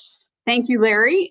We are going to hold questions until the Q&A, but thank you for joining us remotely. So next we have Bob Murphy. And let me get yours set up here. Here we go.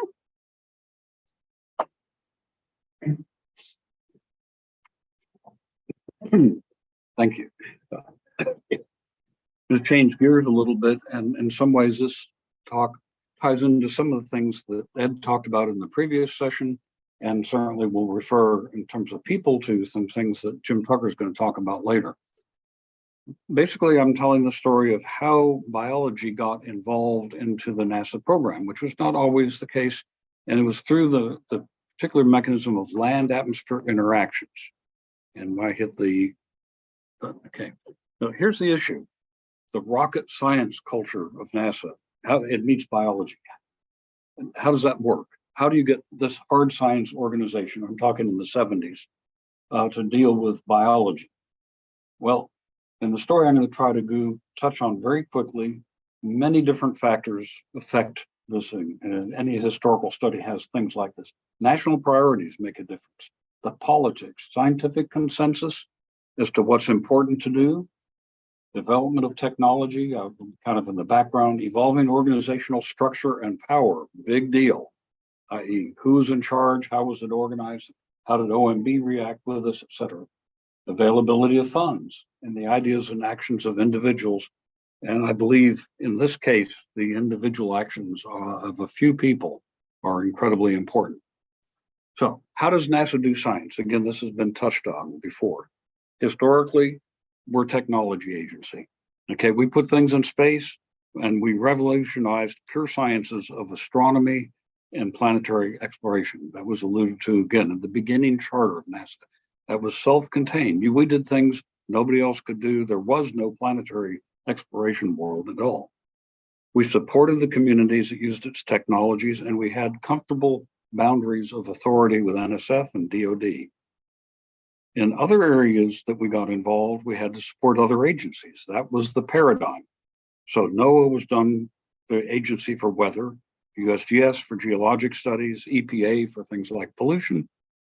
And in the 70s, we formalized an applications program. At the top, we had manned program, space science, applications, and Earth stuff was over here, and applications, which means we got our support externally in terms of political support.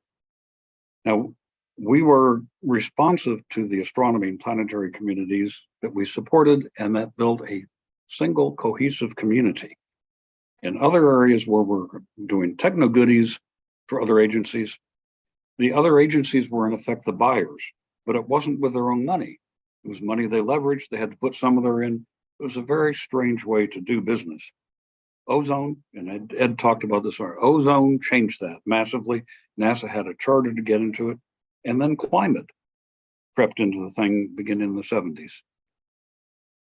So NASA, this is somewhat repetition. NASA Earth science programs were about physical science, weather, climate, atmosphere, chemistry, oceanography, solid Earth.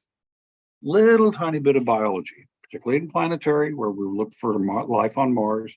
We had, and when I wrote my title, I didn't think about this. I forgot oceanography had a big biology component. That was already there. So I'm talking about the terrestrial side. And our terrestrial look at biology was in the applications program, and it was this AgriSTARS program. I'm not going to bother explaining the acronym because they're too complicated. So lack of integration between physics, physical science, and biology was pretty widespread. It wasn't just NASA. All that changed with the focus on environment. So climate was a rapidly growing priority, and climate models said, this is what you need to measure. Hey, Earth orbit, that's the way to do it. That's the place. Hey, NASA's techno agency, we can do this. And we can measure the key physical variables. You see images from space satellites, every single pixel is a physical measurement of something. And put together, they do physics. They don't just make pictures.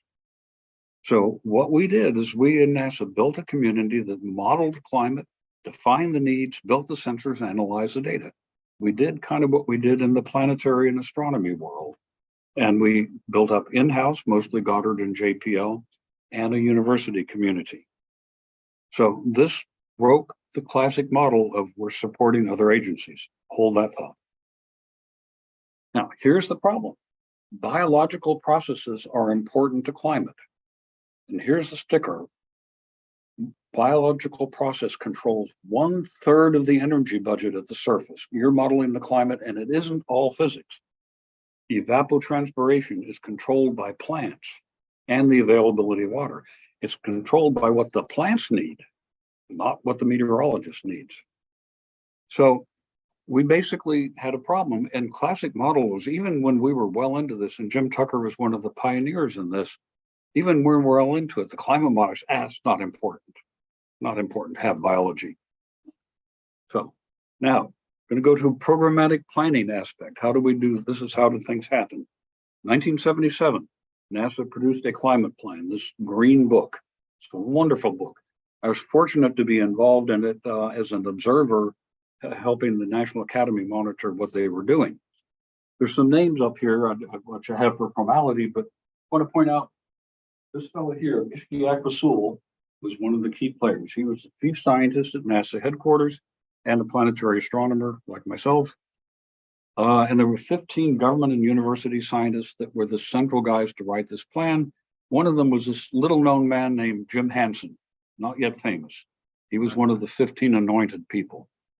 We had a study task force at Goddard, including Jim's and my former boss, Vin Salomonson, who was supporting this. Those are key names in making these happen. Now, what happened in this book? They mentioned biological issues just a handful of times. Evapotranspiration, the thing I told you about, was mentioned 3 times. That's all.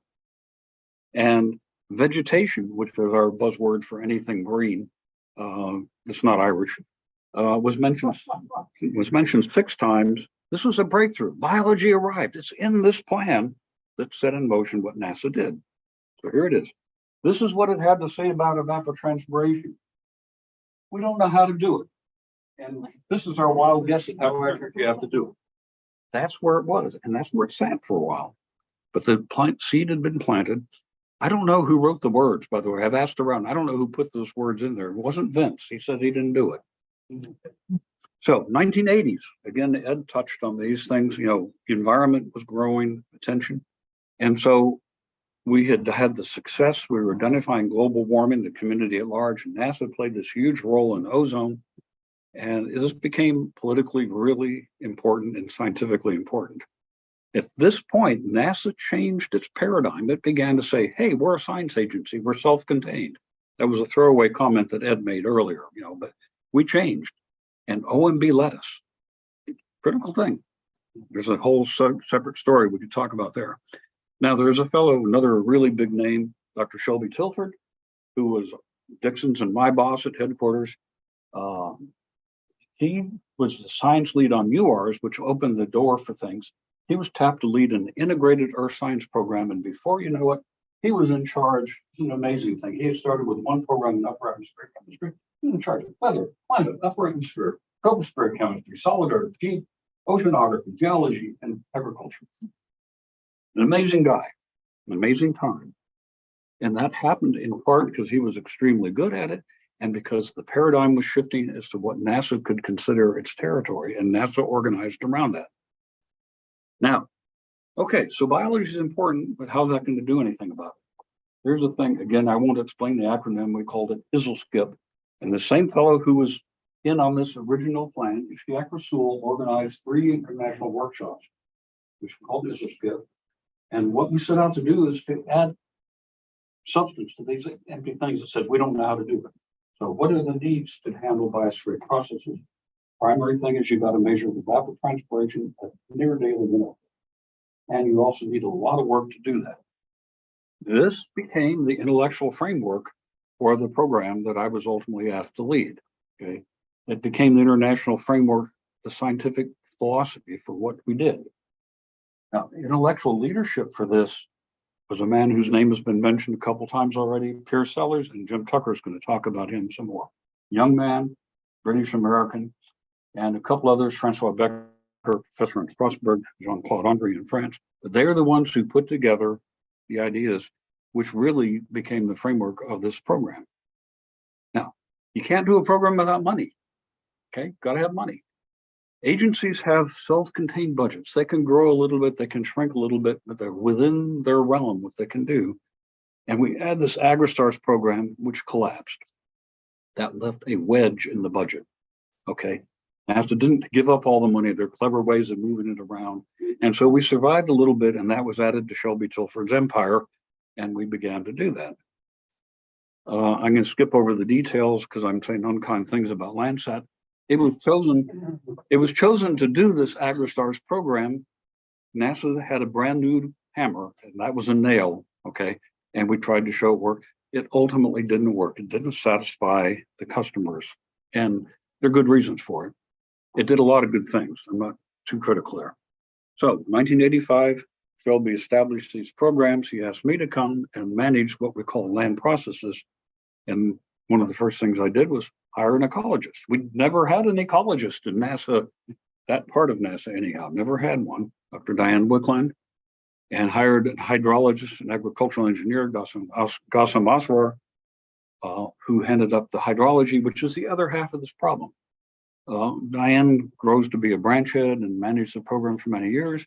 Ghassem turned out to be sort of a so-so guy. He only became my boss's boss. He became an associate administrator. These are good people. That's how you succeed. So we get rigorous peer review, which was not done well before. And we did these major campaigns following this ISLSCIP concept. And we broadened over time these experiments to become more oriented to the biospheric processes, okay? Because the two are hand in hand, what feeds the climate. But the key thing is we started by getting our measurement from a science which was well developed and could ultimately say, this is how accurate it has to be. This is important because. So I'm probably running over time here. Okay, last slide. Okay, so trying to say, did we succeed? I think the answer is yes. Okay, in particular, our pride and joy was a series of major field experiments with lovely complex acronyms. And they started out with pure meteorology with a little bit of biology thrown in. This is where we put the biology in. This was sort of in between, and this moved on to studying the ecosystem stuff. One measure of how biology really did come in here is when we formed the original interdisciplinary science teams that Jack Kay is going to talk about tomorrow. Big deal in EOS. 6 of those people came basically out of the biological sciences, 6 out of 29. There's one I didn't put, you may say, well, where's Barry and Moore? He's a mathematician, but he was playing in the biosphere also. So the biology came in, it came in because it was needed. We could define its importance in terms of a well-understood thing called climate, and then we grew it to do the biosphere. OMB let us do it. Okay, that's it. Thank you.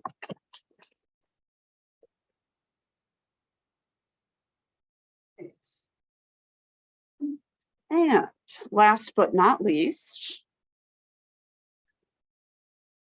shares up here.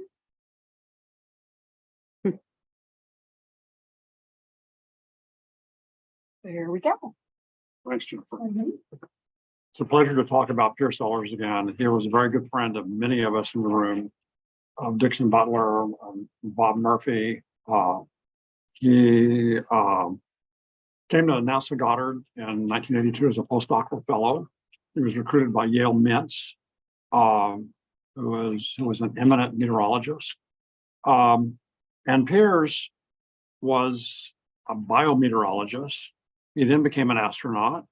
He was an earth science advocate, both as an astronaut and after his astronaut tenure ended in 2011.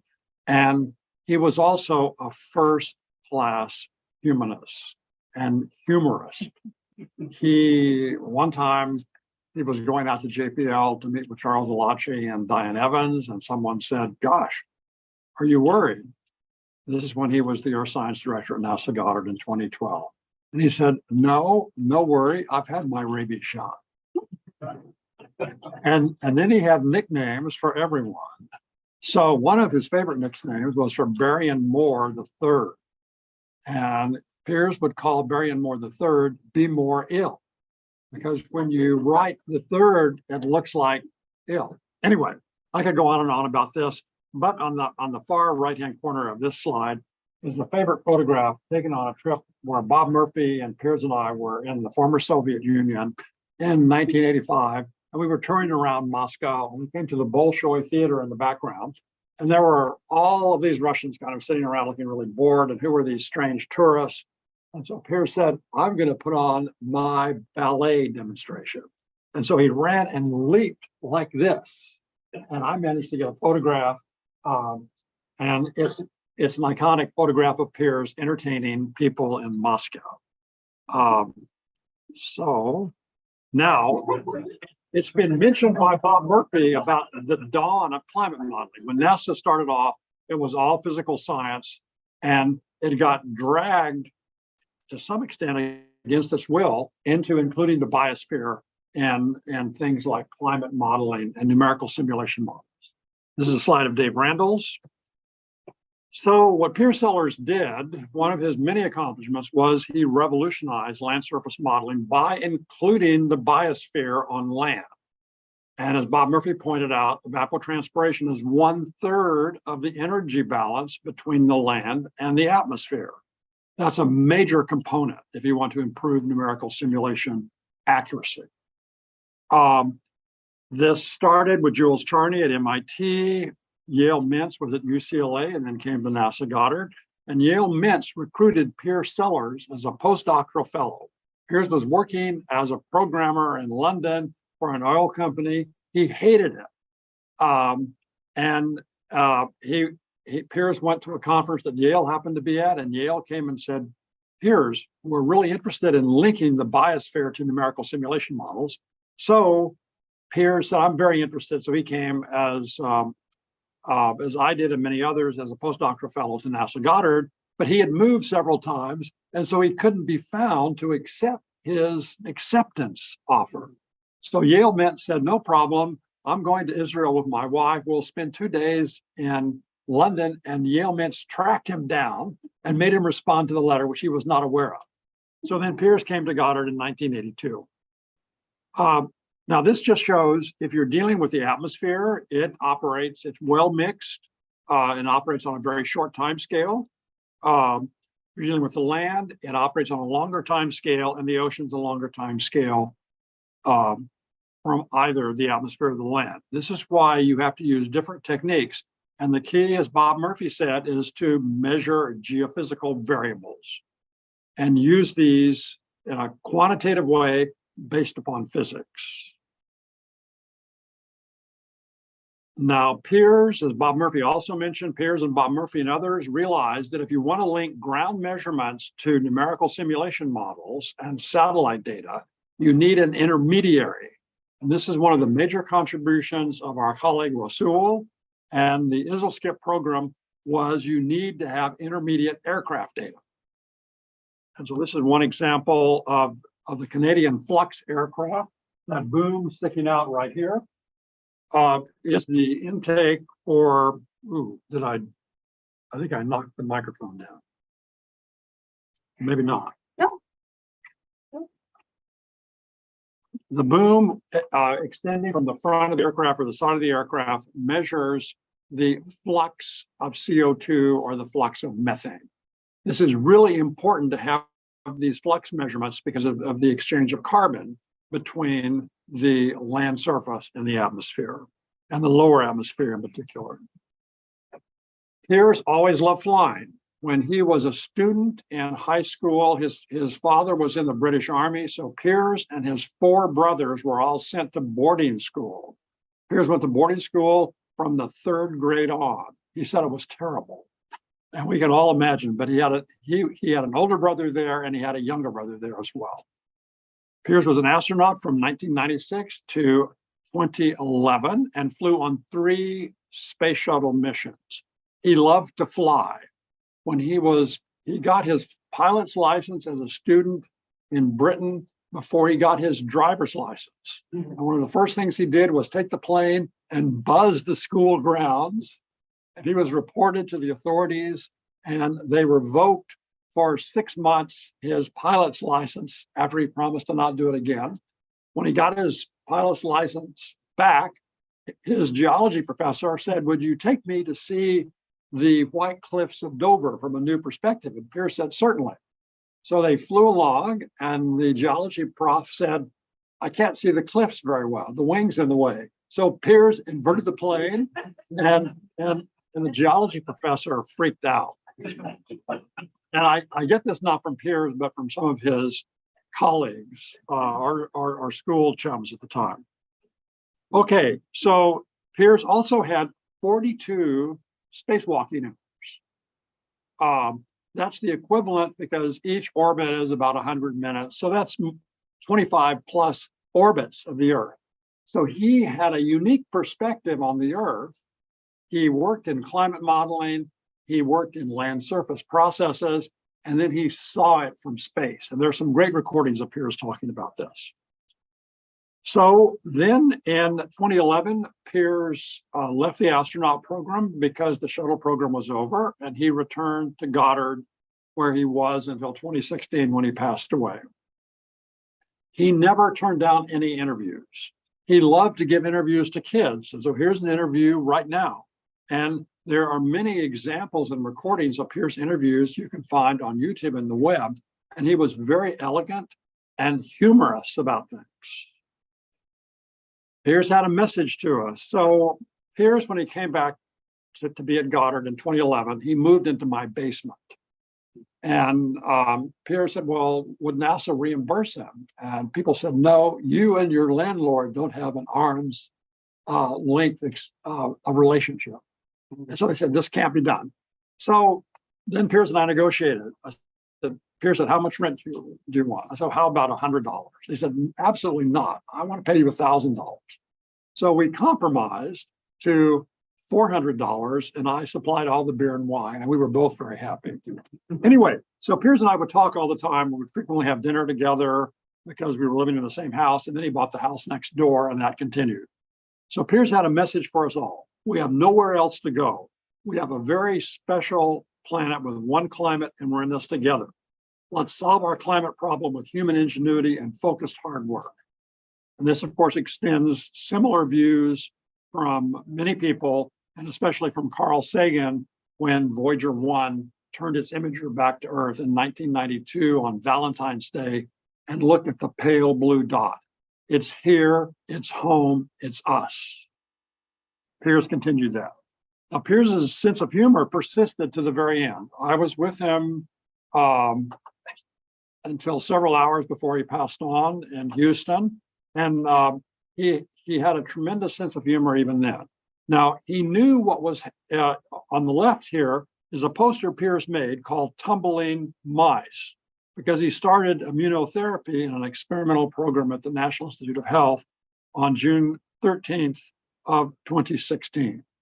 And so it's mice and dice, because he knew the odds were against him. But he said, I'm going to continue to work and promote earth science and the salvation of the planet so we can save it from ourselves.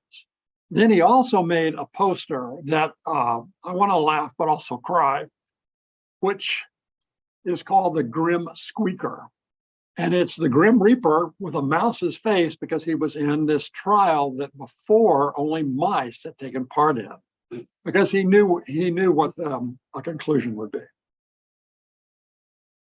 So this is just a collage. I mean, if this is posted anywhere, people can look at it. It's Piers, his 4 brothers, his ex-wife, there are 2 children, and many other people. There's the Queen with Piers, late Queen Elizabeth.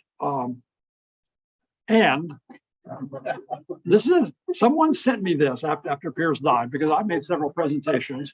And so they sent this to me, and I thought, wow. And they said, Piers is still with us. He's with his friends elsewhere in the galaxy. We're not quite sure. So he was very funny, and I have one more slide and then I'm finished. And so this is Piers with Jetta Shukla and his wife Mandy and Shukla's wife Anne at a party they had. And of course, here's Piers imitating a French person, shirt, beret. But Piers was always a lot of fun. And he was a person who led from the front, and he would say, unlike the Italian generals in World War II who led from the rear, he would work. He would include people. He had a very good judge of talent, and he had several battles with NASA headquarters with people who didn't appreciate his insight and what could be achieved by including geophysical variables with climate models and many other things. So thank you very much.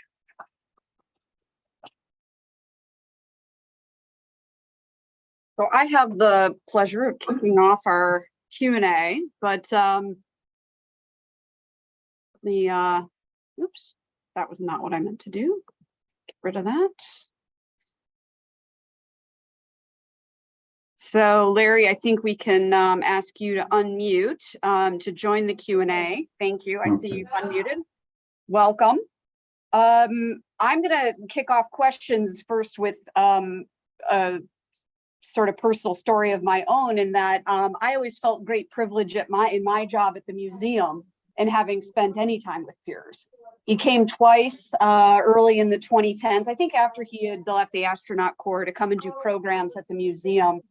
And I just, to have a story about him, even just for myself, and you have incredible stories, is just so wonderful to have a connection to him. So I appreciate all the photos of familiar things for my present day life. But I say that to then kind of wrap in some of what I think each of you mentioned, which is the sort of public messaging about science. How these are really complex bits of data, things that a non-specialist like myself has a hard time grappling with and interpreting and really digesting. How important is it to have a strong public identity like Piers as somebody who's very visible, highly visible, who can be identifiable, can be relatable, to help message these scientific stories, this scientific information for people to understand, the public to understand and accept climate research in particular. So I'll throw that to you first, Jim, because I think may have. Well, here's what, when he was with us, we meet with Mike Freilich at NASA headquarters every Tuesday or Wednesday morning from 6 a.m. until 7 and then come home. And one time, Mike Freilich would be extremely rude to people who work for him. And he told Piers, "You're really stupid. You don't have any idea what you're talking about." Piers said, "Mike, I've studied it numerically with climate models and geophysical observations, and I've observed it from space and seen the interactions of the ocean, the land, and the atmosphere. What do you know about that?" And Mike Freilich just shut up. Well, Piers and Mike were friends, but Piers, if he's not the person you would want to get into a verbal exchange with any antagonism. Piers would just make fun. Anne, you triggered a long ago memory. As ozone depletion was beginning to be an issue, there was about a 45-second segment with Walter Cronkite on the evening news, and had Mike McElroy standing under trees on the branches on the banks of the Charles River in Cambridge. And he basically explained the concept of timescales and differences in timescales and how that matters to the American public in a comprehensible way in 45 seconds. I mean, Mike did. Well, Mike could be brilliant, you know, like that, at that. And so there's an example. And everybody knows the example of Carl Sagan. But they're having some of those people who are wonderfully entertaining, wonderfully engaging, and wonderfully accomplished. It just makes a big difference. And by the way, Carl Sagan, I had it on my PhD committee. I invited as a guest somebody who'd been on Carl Sagan's PhD committee, and all he could say was they were really glad to get him out of there. Yeah, I think the public face is important, and it's nice. And the most obvious example is Carl Sagan, which is easy manner and affability. But with those of us who knew him said he's really not that nice a person. Piers was a nice person. But it's important, I think, to the community to feel that that person is a true spokesman for them. And I think for the subset that we're talking about here, and I think Piers gained a very broad acceptance. It's fairly rare, and if you take somebody less entertaining, they may be a better scientist. But so yes, it's a good thing to have, and it's rare to have somebody who is really contributing so strongly. So I have a question for Lawrence about HyTrans history.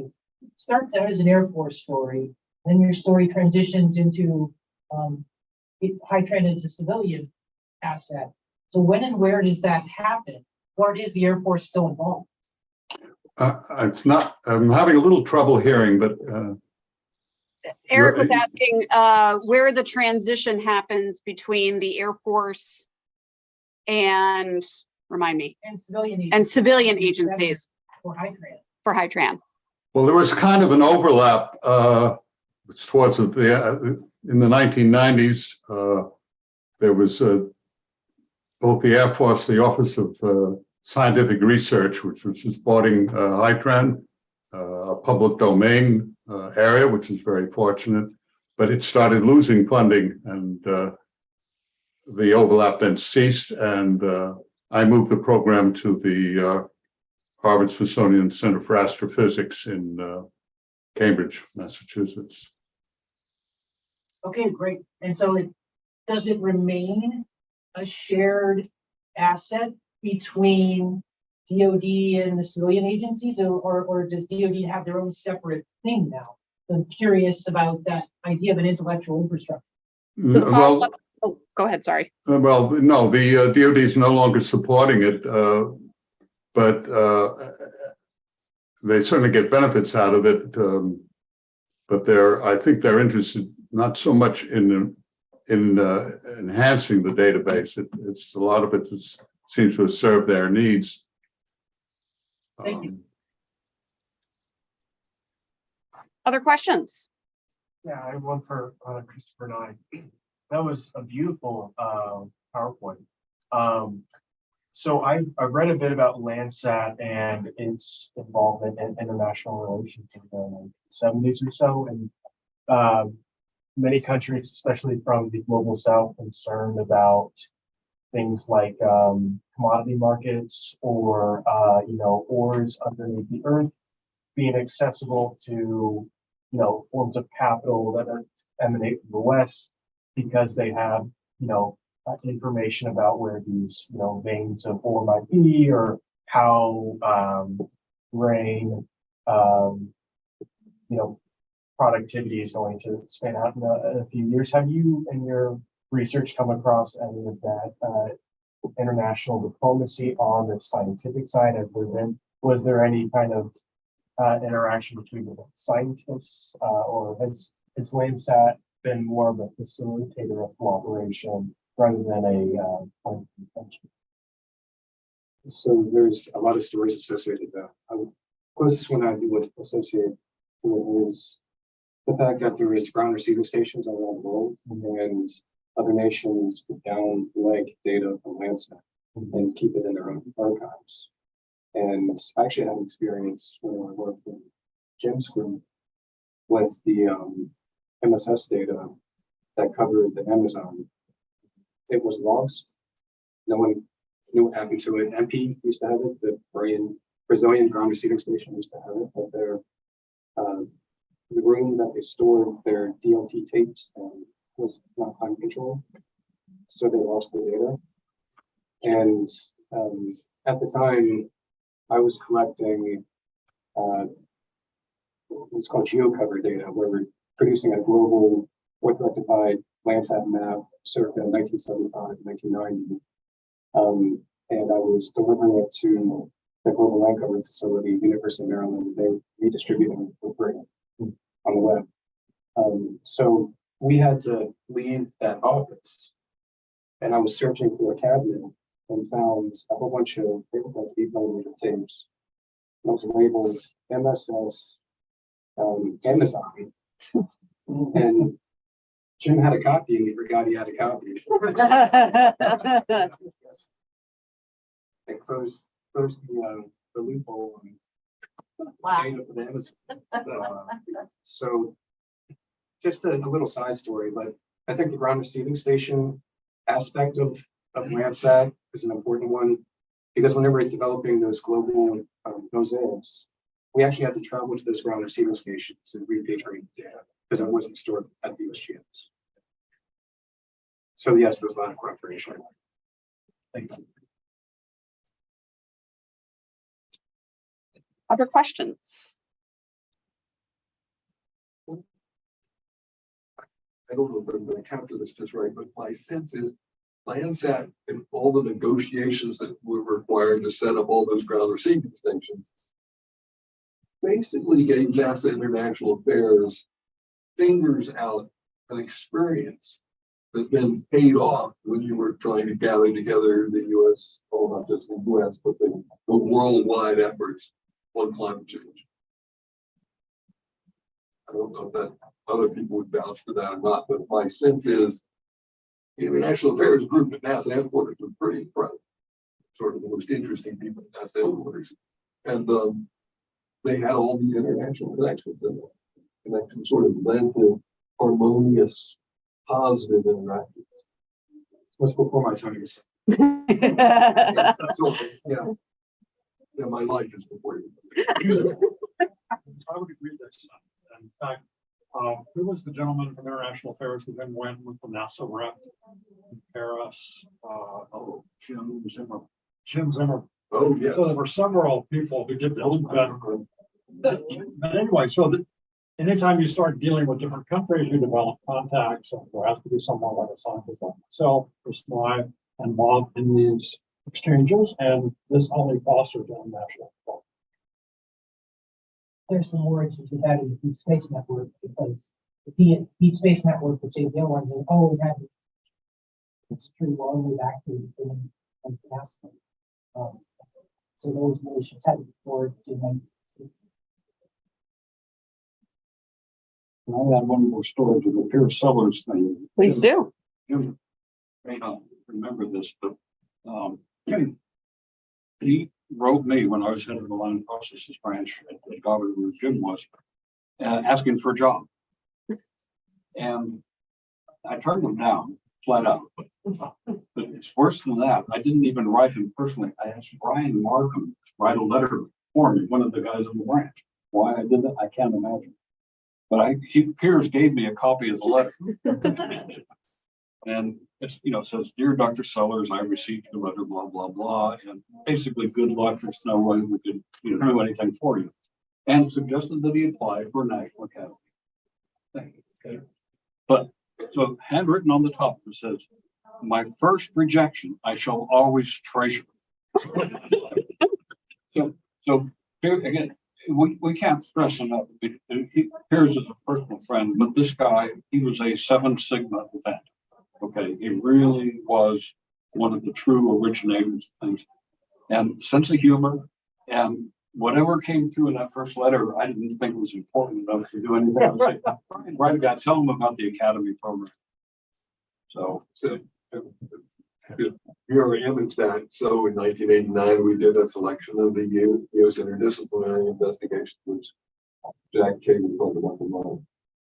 Pierce was one of them, and just stood out. And I must admit, I was so glad to see him in that set of teams. And I really begrudged it when he became an astronaut because it seemed like a science loss, but it was part of it. We all felt the same way as you. He had asked us to help and, over his search, use our NASA contacts. And I think the only one who was probably useful to him was Forrest Hall, who took him around and introduced him. But I remember saying, Pierce, you could get into the astronaut program. It's kind of like you could get into Harvard. Not everybody can, but you could. Lots of people could. But what you do for NASA is absolutely unique. And if you're up there as a space jockey, you're just one other guy being a space jockey.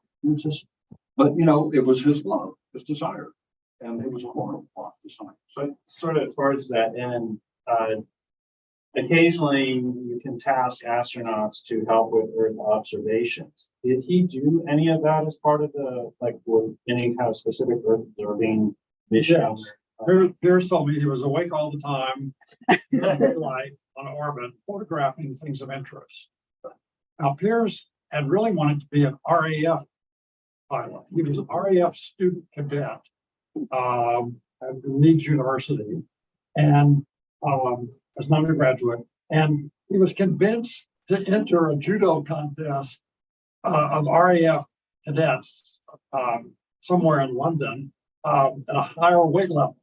And he got injured. And because of that, graduation was shortly upon him. He failed his RAF pilot physical. And so he went to graduate school. But his first love was flying. And he wanted to be an RAF fighter pilot. What a wonderful injury. Yeah. I always told him, "Pierce, we're all happy you got injured." I said, "Well, you didn't have to experience the brute who injured me."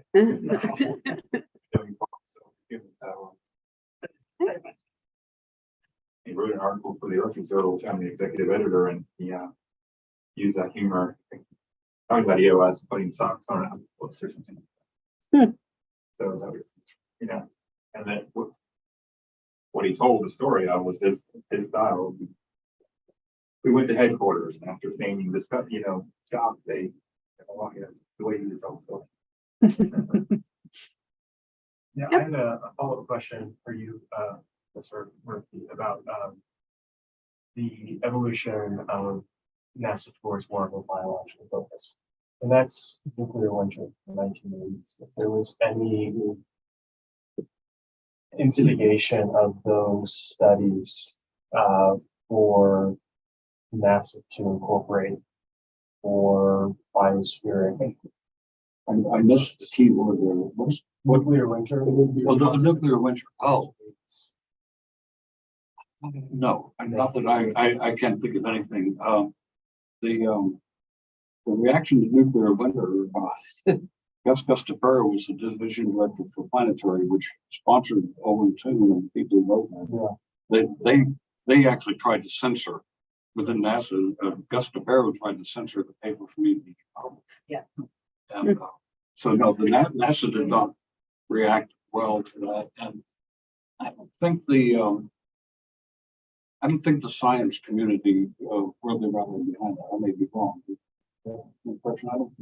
Well, It's sort of like, yeah, but say you make it famous, and I think out of the environmental community, having a big resonance, I would have to say in NASA headquarters, one of the 4 key authors was somebody that in the Stratosphere program had basically zero something.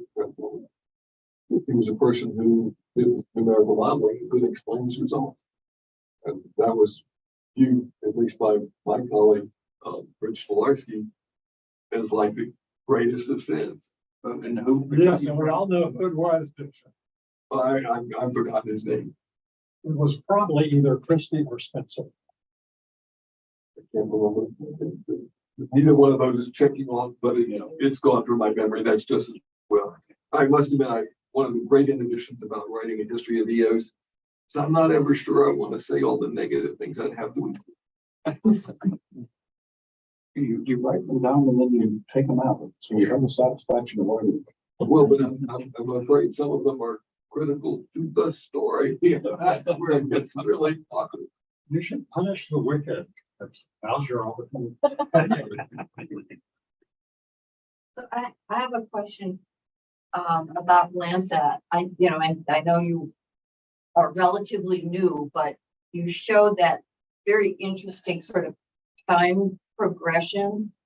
And could you explain again that there were periods of time in between that were longer maybe than people would have liked? Sure. Was that a Yeah. funding or political? What? I would say, OMB decisions moving forward, and then also, so Landsat 1 and 2, when we designed for a year at a time, but the last since 3 to 5 years, and then Landsat 4 and Landsat 5 was the work order, so it was designed for 5 years.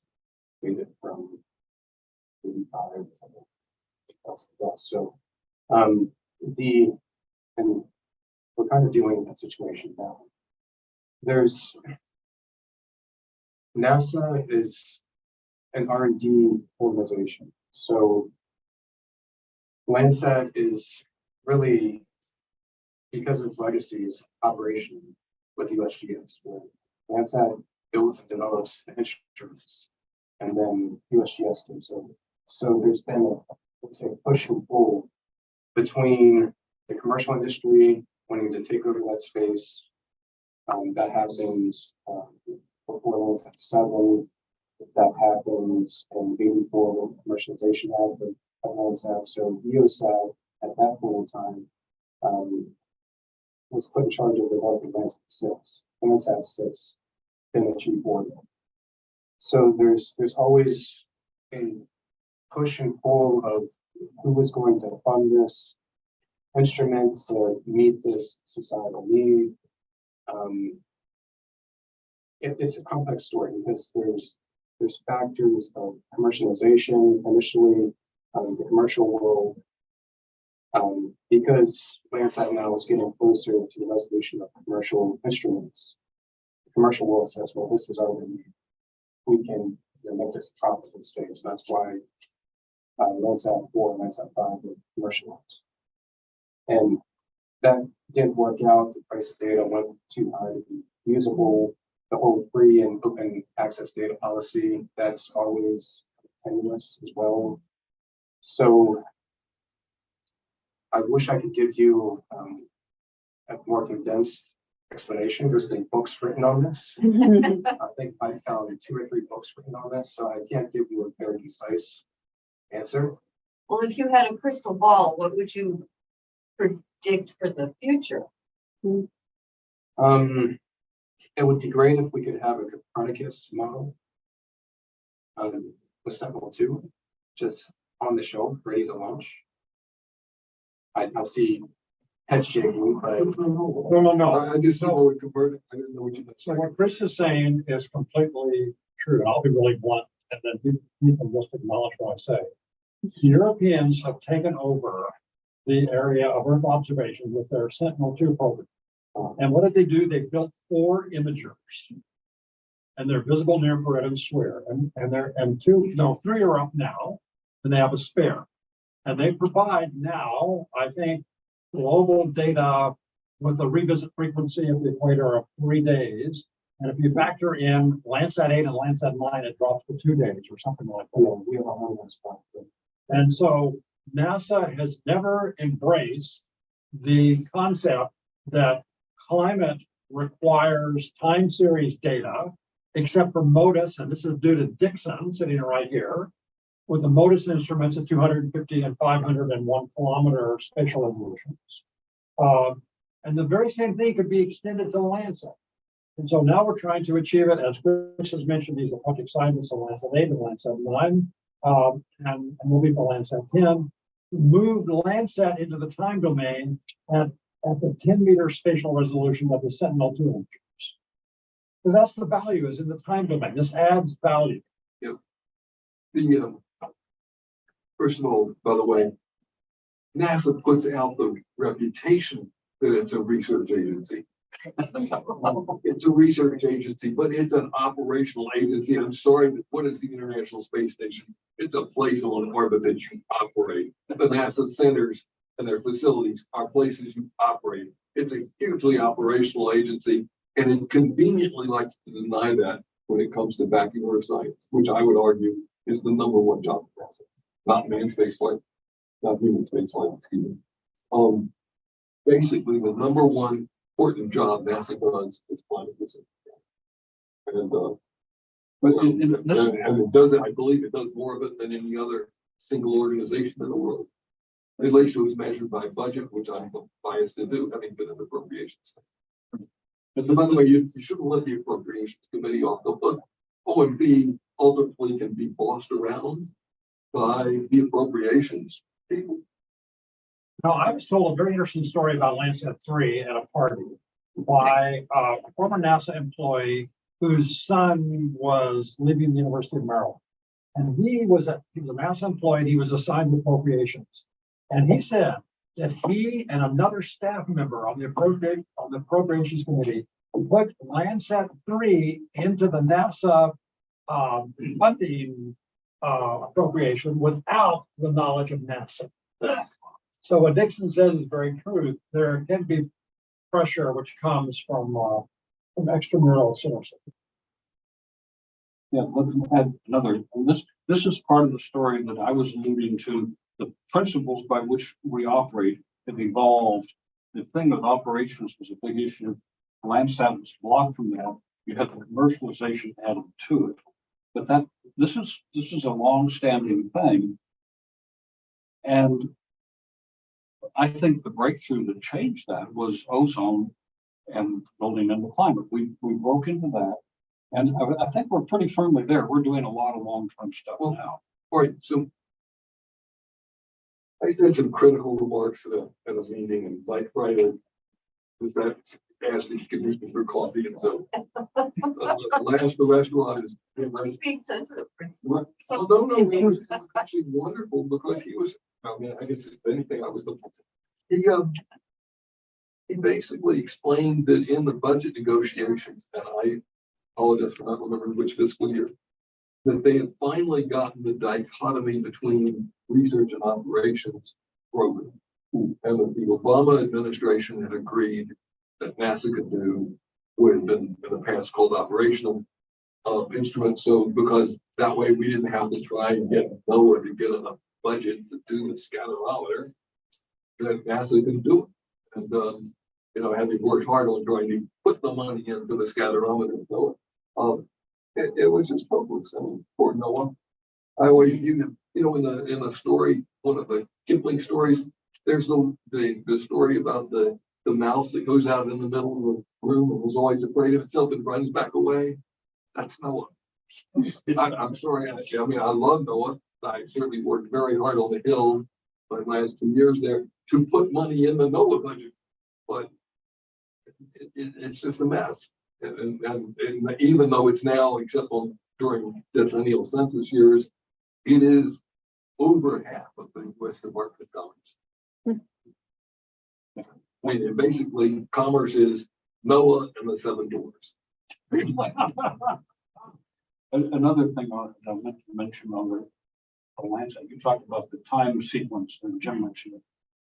The desire to do that was all the way back to Bill Stoney with Landsat 2 and 3 era. He wanted to get, he called it the 8, I think it was an 8-ball orbit. He said to do our job, this is back in like 75. He said we need to have motion. So it's not a lack of understanding NASA. It is a operational concept. It's a budget limitation. That is, ultimately, the people making those decisions don't really know what it's about.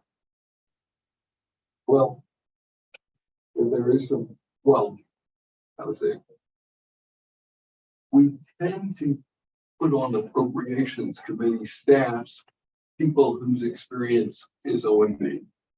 They think in terms of numbers. They do not understand how programs operate and many other problems.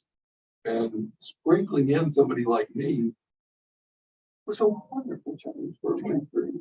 But you know, but my value wasn't that I was a scientist. My value was that I'd run a program at NASA.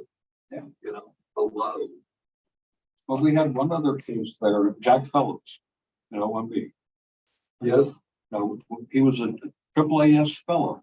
Yep. Went to OMB. And I know that because I happened to be on the committee that selected him. He was the second choice of everybody but me. He was my miser. Yeah. But he got selected for that. And this was a young guy with a PhD in the sciences. A hydrologist. Hydrologist from Maryland. Yeah. And he was a person in OMB, and he was there a long time. He had a big influence. So that's another thing to encourage people to do, and Dixon did also, is leave the science world and go into that. In the Vipers. Basically, his role with OMB was he was the OMB examiner who helped create the U.S. Global Change Research Program. Yeah. So again, people make a difference. So long up on that people make a difference storyline with COVID, there's been a lot of turnover, I would say, at NASA and at USGS. So Landsat 10 right now, we're next month to discuss Landsat next. And there's a bit of uncertainty with who's, picking up those leadership roles in those discussions. So big concern. I'm on the senior review board for that, for science, and I'll coordinate with you. Well, Okay, turn the sound off.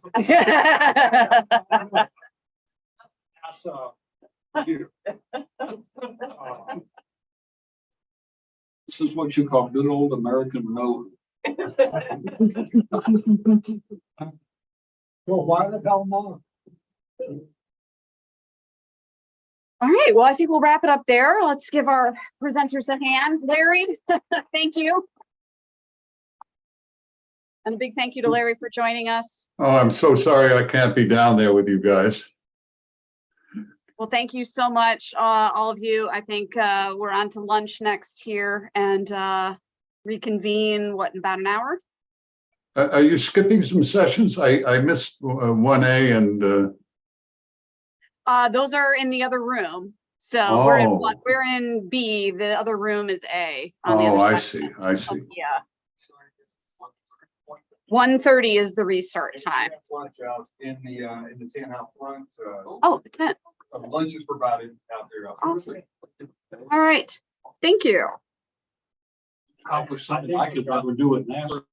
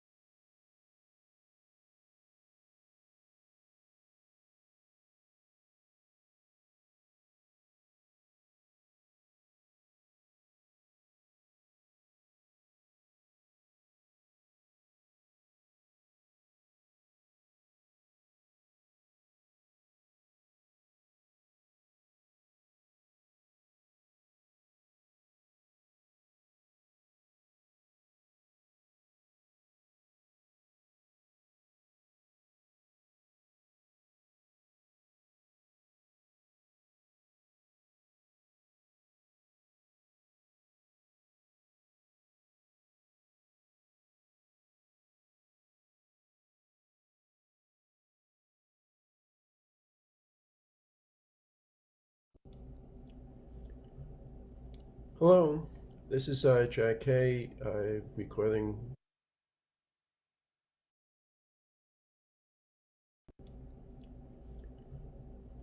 Hello, this is Jack Kay, doing this recorded talk. I was hoping to be able to be present in person. That's what I had been planning, but I came back to the presentation. So the beginning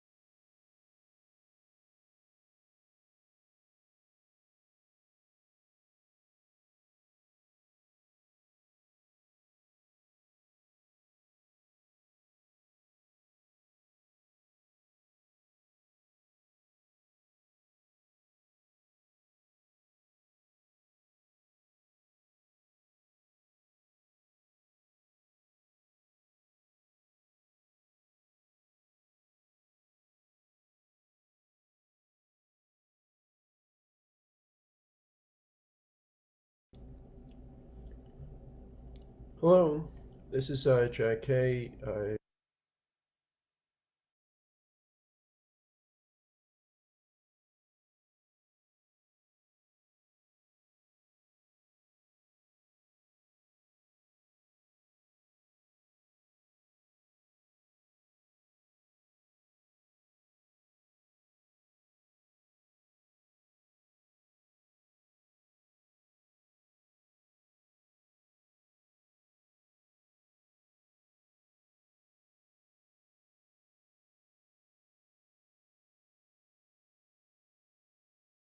Okay, so I'll go ahead and start the.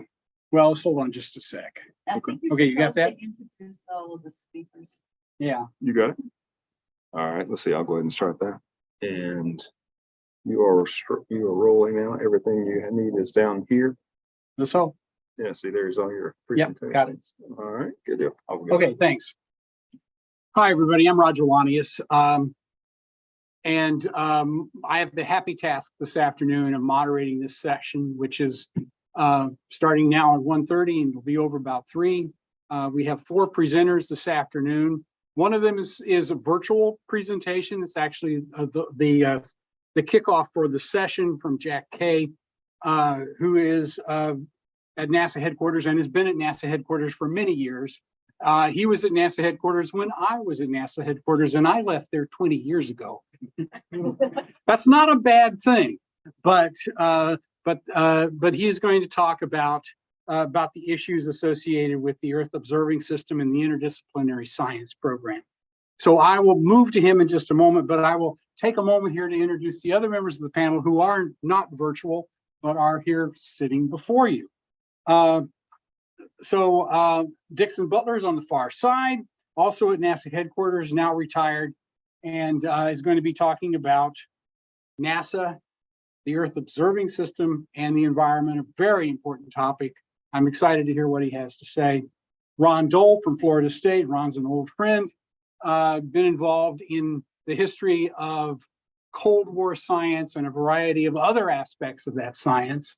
These many years, including activities associated with the poles, and that's a fascinating area as well. And then finally, Susan Schomdung, and I mutilated your name, and I'm sorry, who is here from NASA Ames out on the West Coast, who has decided to come to leave wonderful California and come to DC to be with us today to talk about the airborne science program that NASA has. So with these 3 presenters here in person and our virtual presentation, we'll now continue on. Each of them is going to talk for about 10 minutes, maybe slightly more, hopefully not too much more. If they see me stand up, they know their time is about over. And if they see me walk up behind them and hit their shoulder, they really know it's over. And then we'll have to have Q&A at the end. So as I said, Jack could not be with us, but he is, he's got a presentation. He has recorded information about each of these slides, which will hopefully automatically pop up and he will start talking as soon as I change the slides. So let's give that a shot. Yeah, well, he is at this point, but we're going to solve that problem here right now.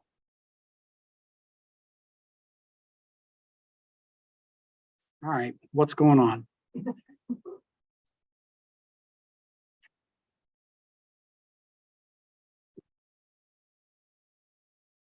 That's the wrong one.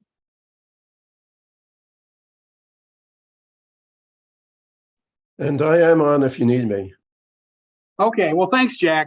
If I can get your slides to pop up here, and I'm going to do that. Maybe. Let's see.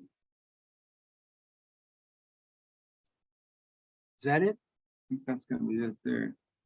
Well, because I don't see it. It did just go away. Is it this one? Oh, that. Okay, so we've got the right. There we go.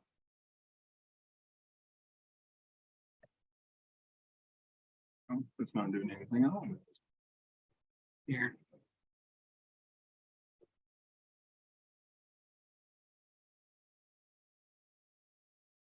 Well, Yes, if you go to slideshow, you should be able to just play the recording. yeah, thanks. We're trying to do that.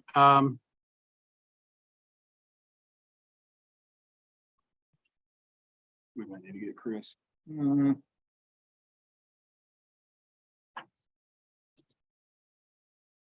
try there.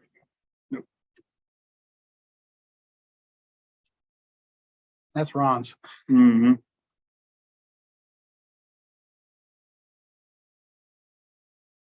Okay, I think that'll work. Yes, I think you were right.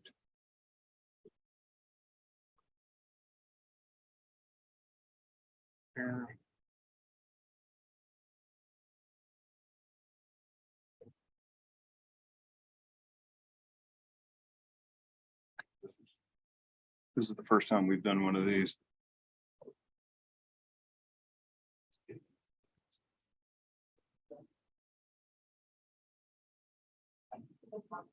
The presentation, I'll just say a little bit about, remind about Earth System Science, what the Interdisciplinary Science or IDS program had in it, and how it was set up.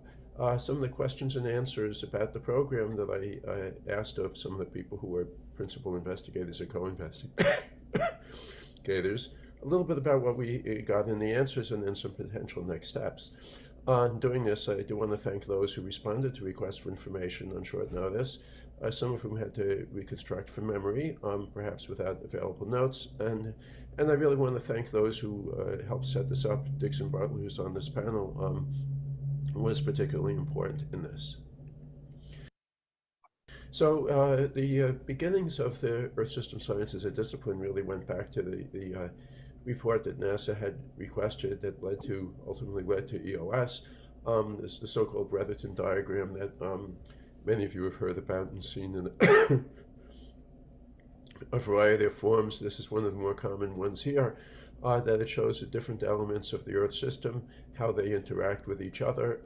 The humans are on the right-hand side of that, but that you can see a lot of the traditional disciplines of Earth System Science, or what became Earth System Science, but the interactions that they had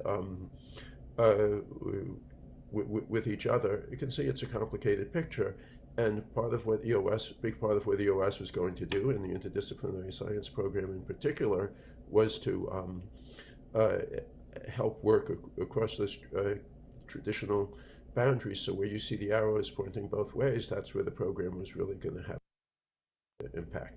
So what did the program try and do? It was created to provide support to interdisciplinary teams to work on broad topics of Earth System Science, and help to prepare for the future Earth observing system through use of existing precursor data sets and the development of models.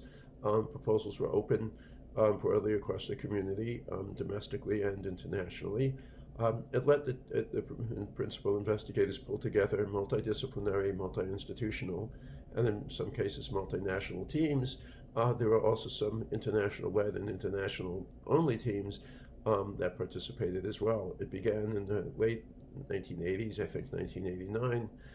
Funding levels were large by standards of the time, and it was for an extended period of time with intervening review. So there was more stability and the ability to fund those broader teams. The program was there for a while, but then once we transferred into the post-launch era, there was a sense that we needed to get more new people using the data, so the Interdisciplinary Science program morphed into a version that is more traditional 3-year cycles, but still larger grants than normal. And it is worth noting that some of the EOS, IDS people may have had other roles, like on instrument teams, and there was also a really important Global Change Fellowship program that was set up at the same time to help train a new generation of investigators. It is worth noting that the term interdisciplinary didn't have quite the same tie that we look at it today. It was a more liberal definition of interdisciplinary. I was a member of a team that was the interdisciplinary was tropospheric and stratospheric chemistry and atmospheric dynamics. Today, I don't think we call that interdisciplinary. So if you look at the teams, that we had. This is from a 1994 document, so there was some evolution, but you can see the PIs.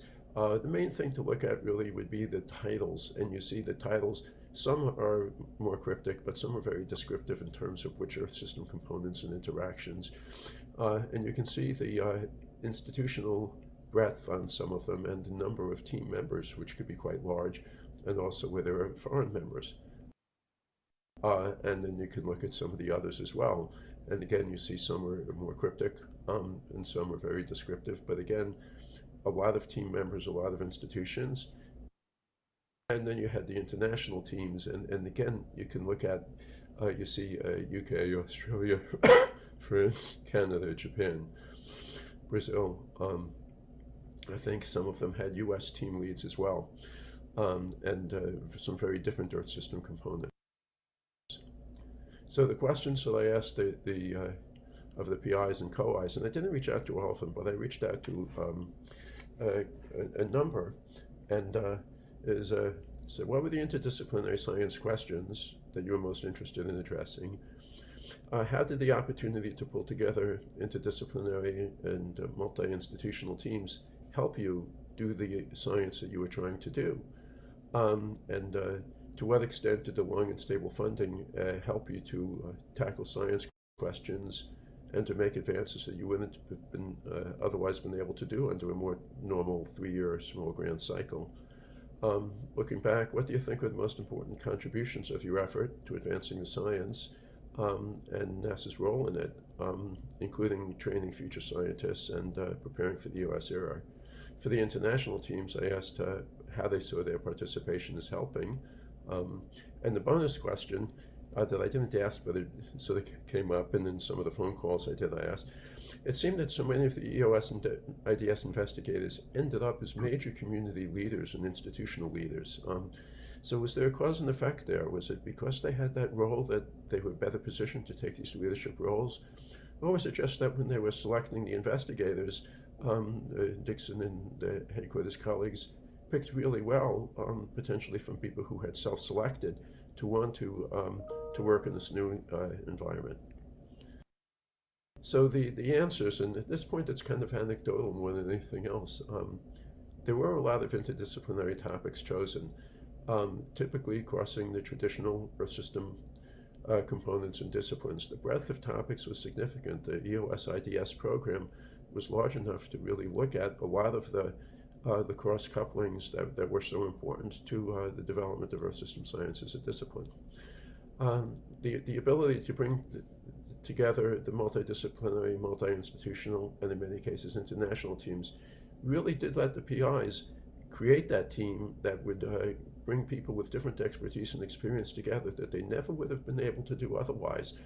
They felt that those integrated teams were essential to the success of the investigations. The long and stable funding cycle was really important. It let them tackle big questions, hard questions, and also to grow the manpower through students and postdocs and early career investigators. So it's not just the science that they did, but it's the cohort they created. As to the specifics, I think the answers varied a lot, but they all felt it was really helpful to address the connections in the Brotherton diagram and really lead the way for the EOS program, and then ultimately set the stage for decadal surveys. And the bonus question was, why is it that it seemed like there's so many EOS IDS PIs became leaders? And one of the answers I got was, well, because it gave them leadership opportunities with these large awards, in some cases multi-institutional, that they could tackle something and really try to make it happen. So and it gave them a little discretionary budget, so they got experience doing the kind of leadership that then positioned them well to do that in the future. So what about potential next steps? To really go through some of the anecdotal answers of the guy would take a lot more effort and analysis of the historical record. I think one would need to look at publication acknowledgements and citations and look at the career development, how many students and postdocs came out of the program. But it has to be understood in the broader context. Academia was evolving at this time, going from traditional departments like meteorology and oceanography into Earth System Science departments. There's also co-evolution of the instrument teams and IDS teams and the science and new data that was becoming available back in the 90s. You had URs in 91 and Topex and Oceans Topex Poseidon in 92. Others coming along as well, including international data. So a lot more data to work at to inform people working across traditional boundaries. And so I think to really tackle this, you need the cooperation between Earth System Science historians, especially historians and scientists, and maybe some public administration professionals to really take this to the next level. So thanks for the opportunity to do this, and appreciate it.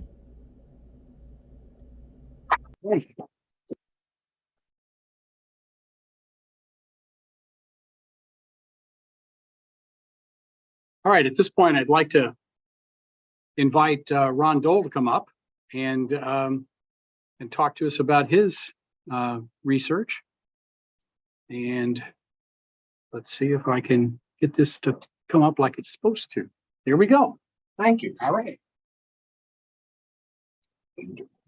Roger, thank you so much, and thank all of you who are here, Brian, for your role in organizing this. 10 minutes, and we've got a story to try to tell. And I used a photograph from Ansel Adams, 1941. It was one of the last times in the United States that traditional geologists using methods from the early 20th century felt they were on top of key issues in the field. After World War II, there was ever greater uncertainty, and those uncertainties, as we'll see in a moment, continued at the start of the space age when the question arose. Here we see the Secretary of Defense asking, how do we think about understanding the moon as one of the next frontiers for space, for military, for many realms? Many of you here in the room are well aware that the question of where research in the planetary realm would rest, which professional groups, was very uncertain. Would it be with the astronomers, with the earth scientists? Would it be primarily astrophysical methods, geochemical, or forms of applied geology, including Gene Shoemaker's work on the moon? And all of this is within the context of the rapid changes that were occurring in many departments of geology across the country at the major universities. Sorry if it's not too clear on this slide, but just pointing to a number of places whose names changed, who they were, what they were all about, an indication of the major shifts that were occurring in the 1950s into the 1960s, that particular decade. Part of that story, of course, connected with the International Geophysical Year, the introduction and promulgation in so many ways of geophysical methods. What I wanted to do today is explore that question of which approaches, which forms of instrumentation, which institutions would be involved in trying to answer some of these key questions about the moon by focusing on three institutions, particularly Columbia University and Caltech.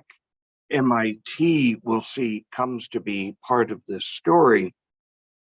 And one of the approaches, not geochemical, not traditional geology, was to understand what was the moon's general structure, what could be learned about it, were there clear analogies that could be utilized from ways of exploring the Earth.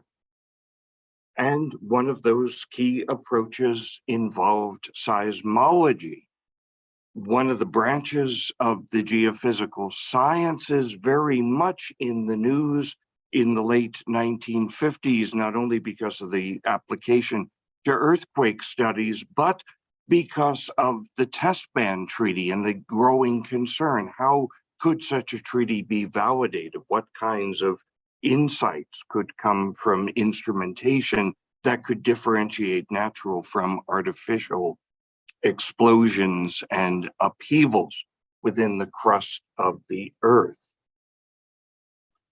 There may be folks in this room who know this story better and more intimately. Back in 1959, when in response to a NASA call about learning more about the moon, virtually simultaneously, two proposals are made. One from the Earth Science Group at Columbia called Lamont, the other from the Division of Geology at Caltech.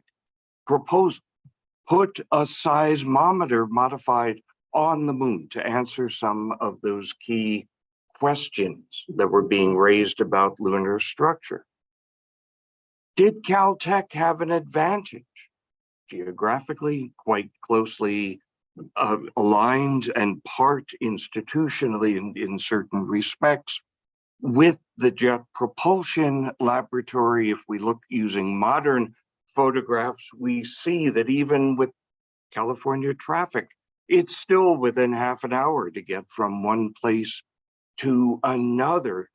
And at the time, many of you will know that the traditionally trained geologist, but wide thinking in terms of professional orientation, Robert Sharp, was involved in an effort to reconstruct, to recast the more traditional department to include geochemistry, geophysics, to actually be named, and it was, the Division of Geological and Planetary Sciences. So did Caltech have an advantage as the review process went on? This is some of the team members that Robert Sharp was assembling, the original community, the seismologists, and then new people recruited. Initially, Caltech did have an advantage. Oral interviews point to the back and forth, the really strong rivalry between Caltech and Columbia on which instrument would fly on the Ranger mission, the idea to eject a small seismograph before impact. The decision came. Caltech was going to be the lead instrument. What's interesting, though, is that by the time we get to Apollo, it wasn't a Caltech lead instrument that was flying, but one that was in fact developed by the team at Columbia's Lamont Geological Observatory. What can this tell us about some of the key developments in earth sciences and about decision-making and thinking broadly about the ecology of knowledge, the organization of knowledge in the 1960s in the earth sciences? We're skipping parts of the story because we are limited in time, but I wanted to point to some of the factors I first thought might prove to be quite crucial that the archival record, the oral history evidence, suggests were not so. And one of them, despite the great work, the important work David Livingstone has done about geographies of science, even though Columbia was trying to build strong relations with a new NASA center in New York City, the Goddard Institute for Space Science, those connections didn't help the work in seismology. And in any case, the Lamont facility was located nearly 30 kilometers away in a separate estate, remote from the campus. Might it be the leadership of the universities? One might think that given that it was Lee DuBridge who was heading Caltech, that would have had a particular impact. It turns out Grayson Kirk was as adamant, the archival record makes clear, to promote these developments, to marshal the resources of the university behind it. Turns out, to understand the story, we need to look at personalities, at particular individuals with particular training, and even more, perhaps, particular ways of thinking about some key ways of doing science. And Frank Press was one of those key new people recruited out to Caltech. He becomes director of Caltech's seismology group, part of the Division of Geology, in 1957. But as many of you know, he was the PhD student of the long-term director of Columbia University's Lamont Geophysical Group. We see one of the early photographs there, and the seismic instrument they developed, the so-called Press-Ewing seismograph. And it's clear, and this emerges from letters, the oral history interviews done with Frank Press and others, that Press was very impressed by how Lamont was doing cross-disciplinary research, raising money without concern about military influence. Much of the money, and I'm so sorry, it's so hard to see this clearly, but can you see the two lines that are up here? This is the whole funding for Lamont. This is military funding. It is one of the most intensively military funded, and Frank Press sees this as a way of doing the kind of research he most wants to do. And it's clear his ambitions for this kind of work are strong. He writes Bill Nierenberg at the time that he is involved in science at NATO, and says to Bill Nierenberg, NATO itself needs to help create this kind of new cross-disciplinary center. Interdisciplinary teams are going to be what will most matter. And Frank Press leaves Caltech to go to MIT. Some existing accounts suggest it's because of some of the larger new opportunities to develop in essence, a build up from the ground, new department with the funding from Cecil Green. But it's clear from correspondence of Robert Sharp that actually Frank Press was feeling constricted, could not get money from the Air Force. He could have, it seemed, get the money, but the Caltech trustees were really concerned about this kind of patronage. And Press was feeling he could not do the kind of interdisciplinary work that mattered to him. And Sharp goes on in this really intriguing memo to point out there's something else interesting going on. Lamont has 50 staff members. These are not people who have tenure at Columbia. They're part of the staff. And it turns out this is an interesting part of the story as well. What did matter was in part the experience that Lamont, the Columbia people, had with building instruments that were designed to be in some of the most rugged and challenging environments on the planet. Early on, Lamont people became involved in the talks about the test ban treaty, thinking about installing seismographs at the floor of the ocean, seafloor seismology. Frank Press in an interview later said, this kind of work was so analogous to understanding the moon that became persuasive to NASA in that period of time. I would add one other point, that it's not quite Chandra Mukherjee's reserve labor force, but there are so many people able at Lamont to ooze from one project to another, that they were able to take on possibilities like lunar seismology in a way that could have derailed the careers of people who are already centered in tenure track positions. George Sutton was the only one of the people actively involved who was already tenured. Others were under contract funding, including Gary Latham. They did that work. And it seems that organization matters. And in that good way we've been hearing already in our session today, how can we begin to think about this? Jerry Geeson and John Servos, Jack Morrow, other historians have been thinking about in the past, centuries ago, research schools as a concept. And I think that may give us some insights as we also think about NASA in the earliest years, trying to figure out how to get new research done. And I think I've just slightly exceeded 10 minutes. I'm going to stop right here. Thank you so much. Thank you, Leonard. I'd like to apologize to Dixon. I absolutely jumped over your name here. He was set to be the second speaker, but he will now be the third. And hopefully we will be able to move on to the next presentation. Butler. And let's do that. All right, hold on one second. How do I forward slides? Okay. First of all, I have to get over there. Yeah, I got it. Oops, I don't You okay? It's over.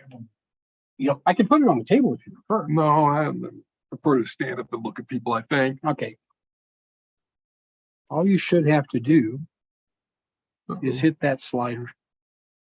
Hit that arrow right there. Got it. Okay. Or that one there. As a Very good. That one, right? It's right there. that should work.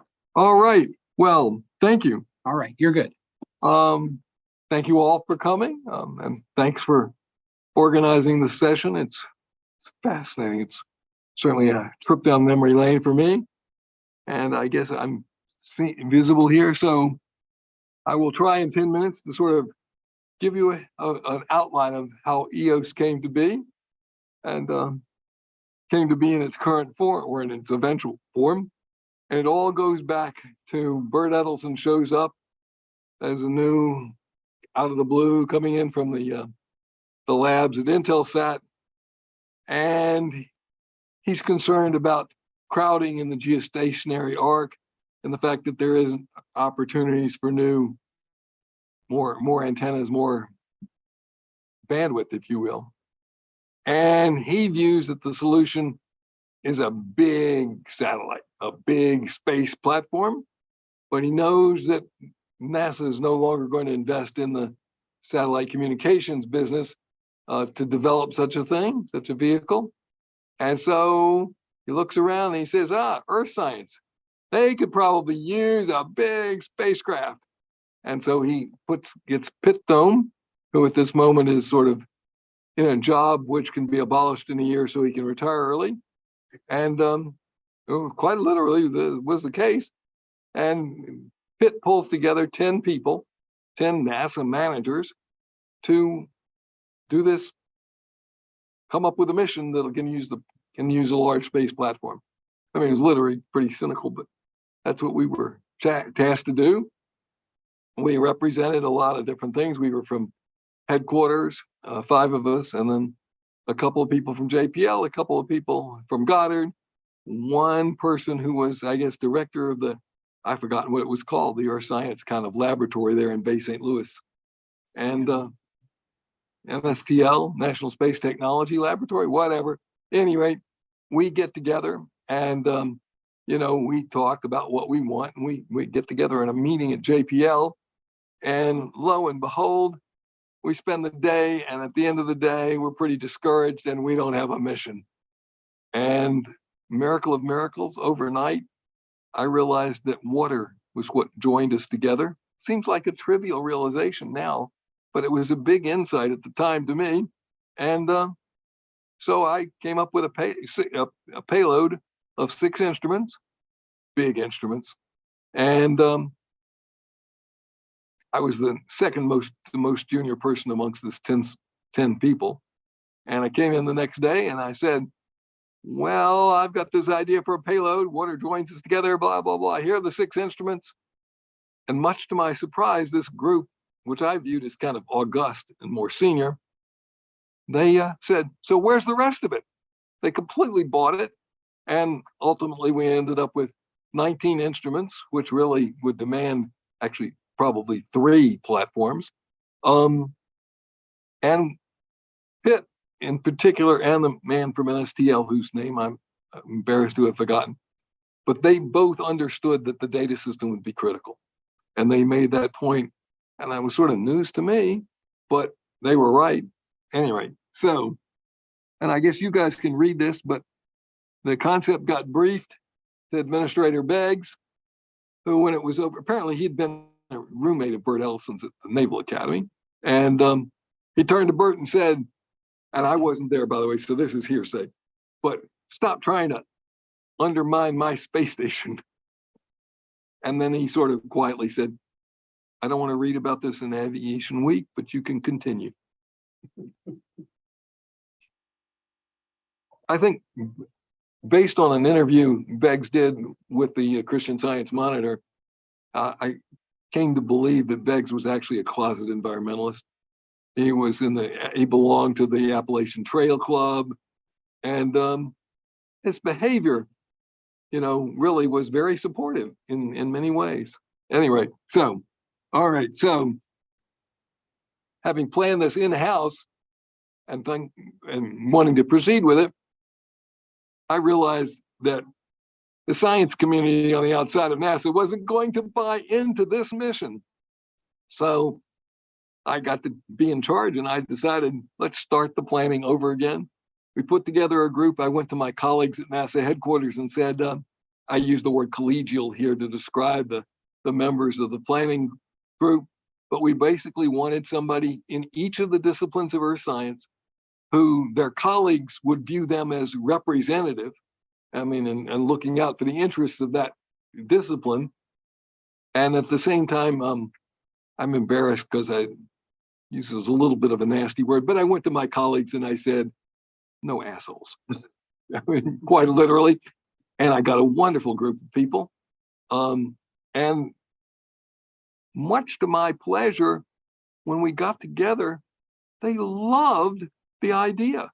They were overjoyed with this chance to collaborate. Earth science, was all terpy in those days, but they liked the idea of being able to cross over and meet with people. 2 of them actually got together and figured out sort of the connection between the various places where California sticks out into the ocean, and why it has certain soils and certain trees, and what that has to do with the California current flowing south and those projections into the ocean causing upwellings. And they figured that out over like a coffee break at one of our meetings. So anyway, so what we came up with, well, the most important thing on this chart is the earth science imperative, the earth observations imperative. Take today's data today. You can't come back and replace that. You can get, core samples for the past, but you can't replace what you can observe right now. And we had a sense of urgency. But the other recognition that goes with that, of course, is you better hang on to the data, and it'd be nice if it's in an accessible form that the community can get to. So, all right, then, and here's my one visual clue, my one little prop I brought with me. Oh, thank you. Needed a little more push there. And that is, as the planning went on, we basically went from just this white volume, and the total set of volumes on the different, there's one on the data system, and then there's right there in black, and then there's ones on different instruments. I brought the thinnest one, which is on the altimeter, but there's a whole stack full of them that were written. At that point, and here I guess we're talking about leading up to 1989, there were more scientists involved in planning the Earth observing system than are on the science teams of most NASA missions ever. Not Hubble, but things that you don't just get time on. It's just phenomenal. And they produce reports on these different instruments, and then that became the basis for the announcement of opportunity. And did I skip a chart? I don't know if I did or not. Let's see. You can go back to the switch. Pushing that button. Would you push it? Sure. So there's a mission plan, and that's the And, one we're just on. Okay, so let me go on to the next one. All right. And that is international coordination.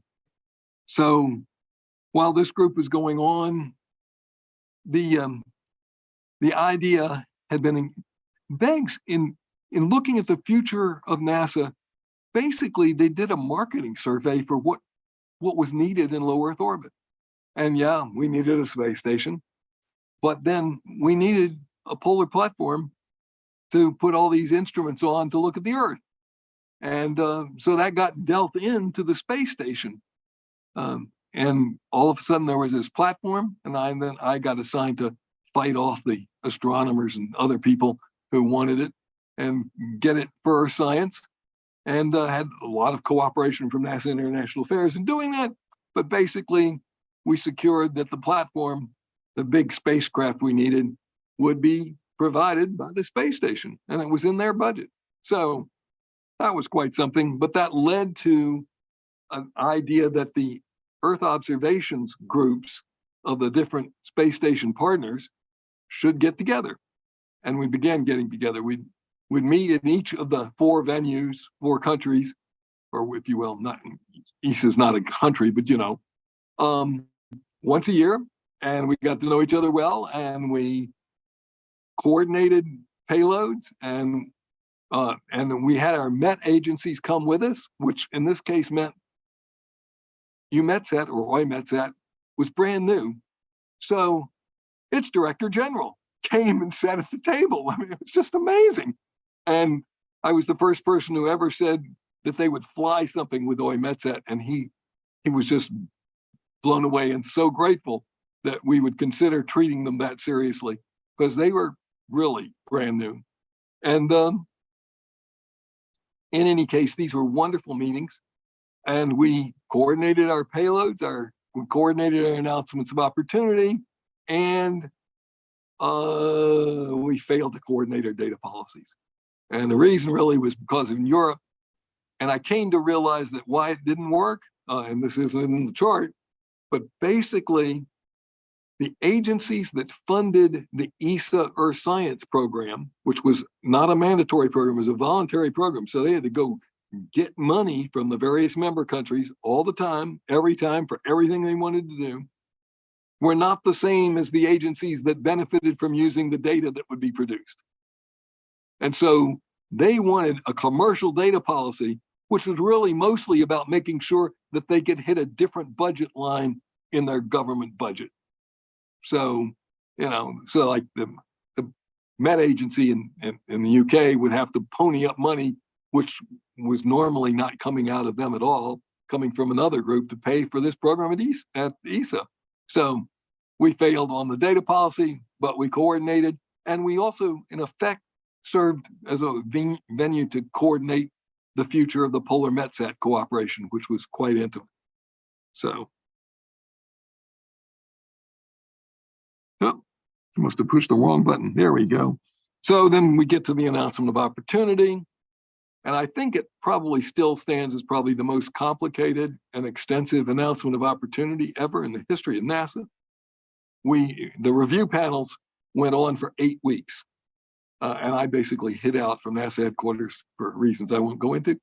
And we met out in the suburbs. We had wonderful contractor support. This is the first time I'd ever heard of the word database. And the contractor provided a man who did a wonderful job of creating a database of all these proposals. And there were a lot of them. And what we looked at was we selected the interdisciplinary investigators that were spoken of earlier. And then we did instrument teams for facility instruments, and also the team leaders, and then the principal investigator instrument. So we checked all of those boxes. We solicited and had panels on each of them. It was just crazy. I mean, quite literally, but it was pretty amazing. But I mean, like on the instrument panel, the review committee was 50 people. So they, and I think we had 2 of those. Anyway, so we got a 1991 new start. Thank you, George H.W. Bush, the environmental president. And it's clear that the data processing coming out of, bad old days of people not sharing their data, not paying enough attention to the data processing and the data systems, the decision was made to have distributed active archive centers and that the data processing would be done there. And the algorithms for data processing would be delivered by principal investigators or instrument teams to the DAC, and the DAC would then do the processing. So I hope I'm not running out of time yet. Yep. Need to move on. Okay, good. So, any rate, enough of that. You can read the words on the chart. So then there was descoping and rescoping. Oh my God. So we got a new start. It was started out at $17 billion for the first 10 years. We got to a certain point where, Lord knows why, Barbara Mikulski picked $11 billion as a potential number. And since she chaired the relevant appropriation subcommittee, we realized we had to descope to $11 billion. But we also were under attack from all kinds of people, particularly basically defense interests represented by the Space Council at the White House. And so we got in panel to panel. It met at Scripps, was chaired by a plasma physicist, interestingly enough, and got together to review us. And they listened to the Defense Department guys present and their contractors present their ideas, including Dan Golden's idea, which was largely horrible. And that was common. Basically, the flaw in the Defense Department at the time was they all optimized the space component, and none of them thought about the implications of that optimization on the information system and the data processing. And their ideas were not as good as NASA's. But, there were some flaws in the idea. And so, basically, overnight, Chris Scalise and Marty Donahoe, who were the two Chris was the systems engineer and Marty was the instrument guy.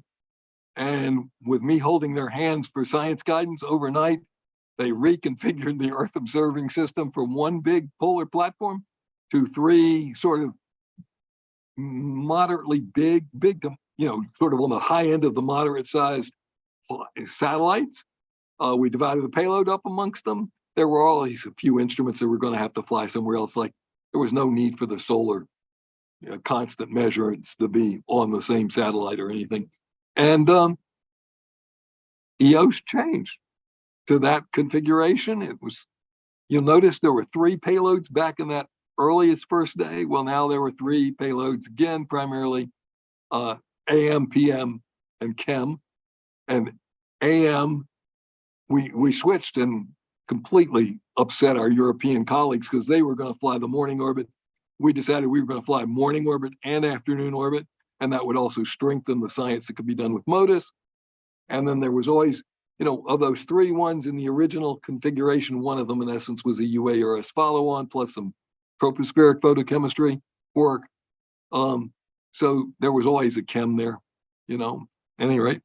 And that ended up being Terra, Aqua, and Aura, and eventually gets launched. And I don't know if there's anything else there to say, but in conclusion, let me say, EOSDIS has given Earth science a really wonderful data system that just is amazing. We actually bailed out Landsat with $750 million at one point when Landsat 7, I believe, was in trouble. I think the EOS altimeter is actually the altimeter in the Jason mission. So anyway, and ESA, Japan, and Canada have actually gone on and done wonderful partner missions, and there's lots of good cooperation. But the cooperation with Japan, I would have to say, was always the most intimate. From the first time I briefed the Earth observing system in Japan, I still remember a Japanese person came up after my briefing and said, "You really believe in this?" And I said, "Absolutely." And I was sort of like a 10th revival preacher. And, that led to a really thorough, wonderful, deep collaboration with the Japanese. They just, they signed up and they signed on. And even when I made a negotiating mistake on their provision of a passive microwave instrument, they waited and waited for the Italians to go away. And when the Italians went back away, they came walking right back in with a passive microwave with a better design than they had initially had, which American scientists had told me we couldn't fly because it wasn't going to work. Anyway, and then Dan Golden and Jim Baker canceled the second and third copies of all the EOS hardware. And then they lucked out because all that hardware, or almost all of it, still flies and still works. And, you know, they were launched in 99, 01, and 03. Can you imagine? They were designed with 5-year design lives that we were planning on having last 6 years, and they're still flying. And that meant that the decision to cancel the copies turned out to be a pretty good decision. But boy, did we think they were just horrible. At any rate, so, and we all now have an eyewitness to how the environment changes. And you think about it, that's pretty incredible.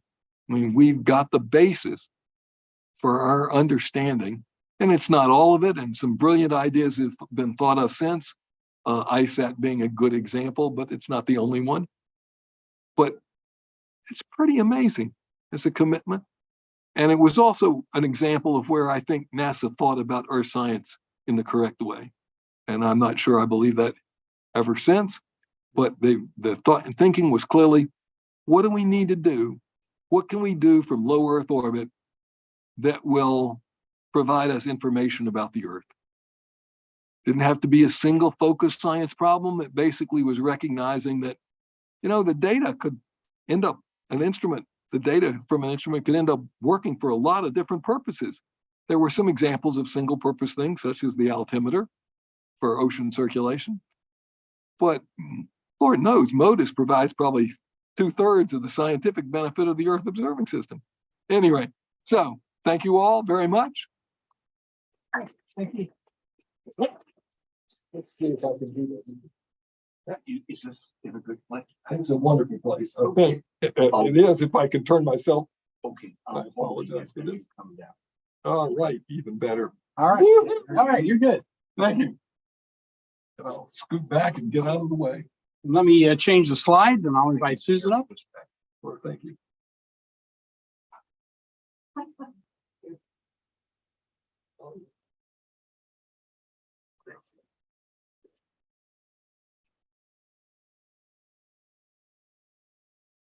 Now we're going to talk about an airborne program. Over to you. Thank you. Well, thank you all for being here, for hanging in here. Jack, if you're still on the line, I just want to say hi. I was hoping you'd be here. So I'm going to talk about NASA's Airborne Science Program, which is actually part of the Earth Science Division and is primarily supported by Jack's research and analysis program. And you can see some of our special airplanes on the slide here, the ER-2 at the top. Our latest, the G5, is the second one down. The 3 that you see across the middle there, those are all Gulfstream 3s flying from different centers. The big flying laboratory is the DC-8, and then at the lower part is another flying laboratory, our P3.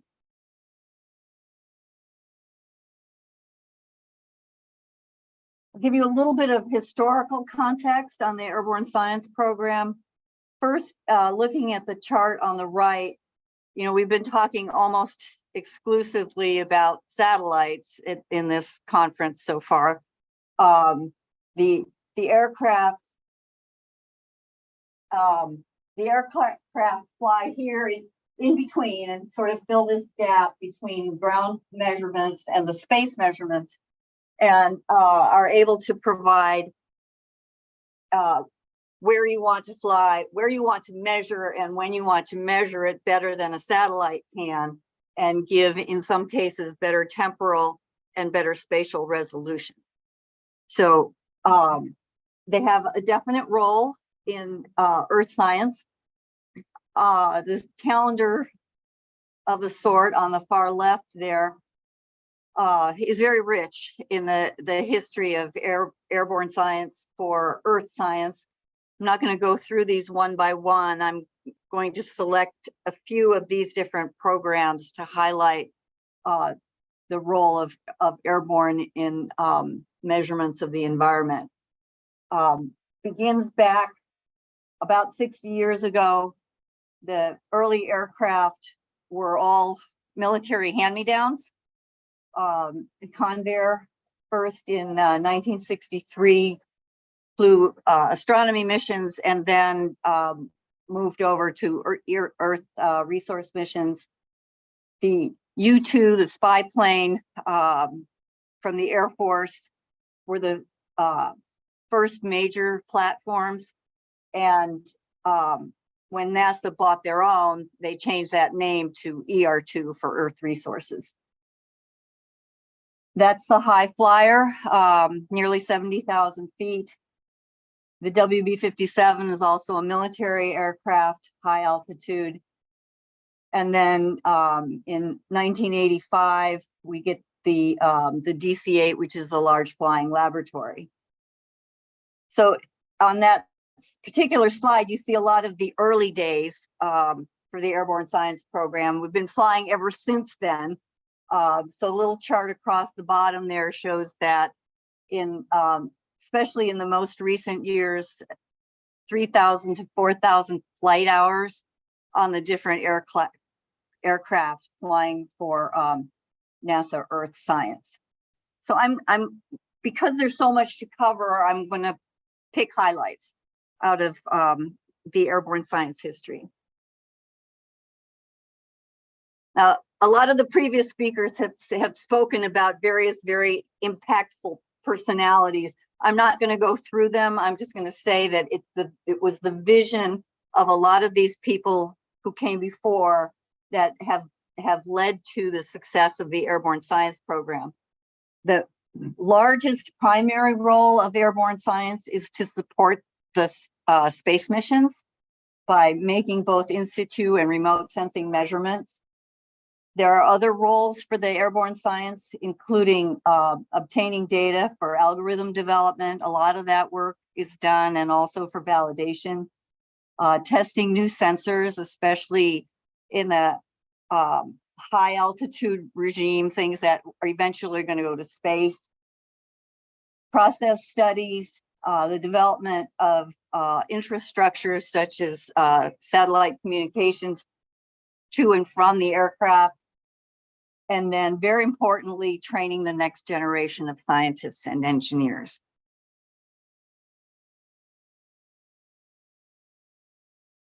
So we've heard a lot about both of these scientific issues today in our various sessions. So the earliest impacts from airborne science were in support of some of the early imaging and spectroscopy.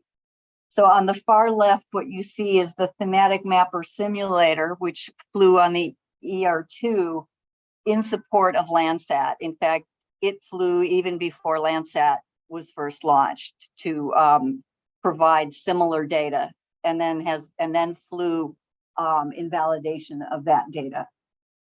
In the middle there, you see AVIRIS, which is the Airborne Visible and Infrared Spectrometer.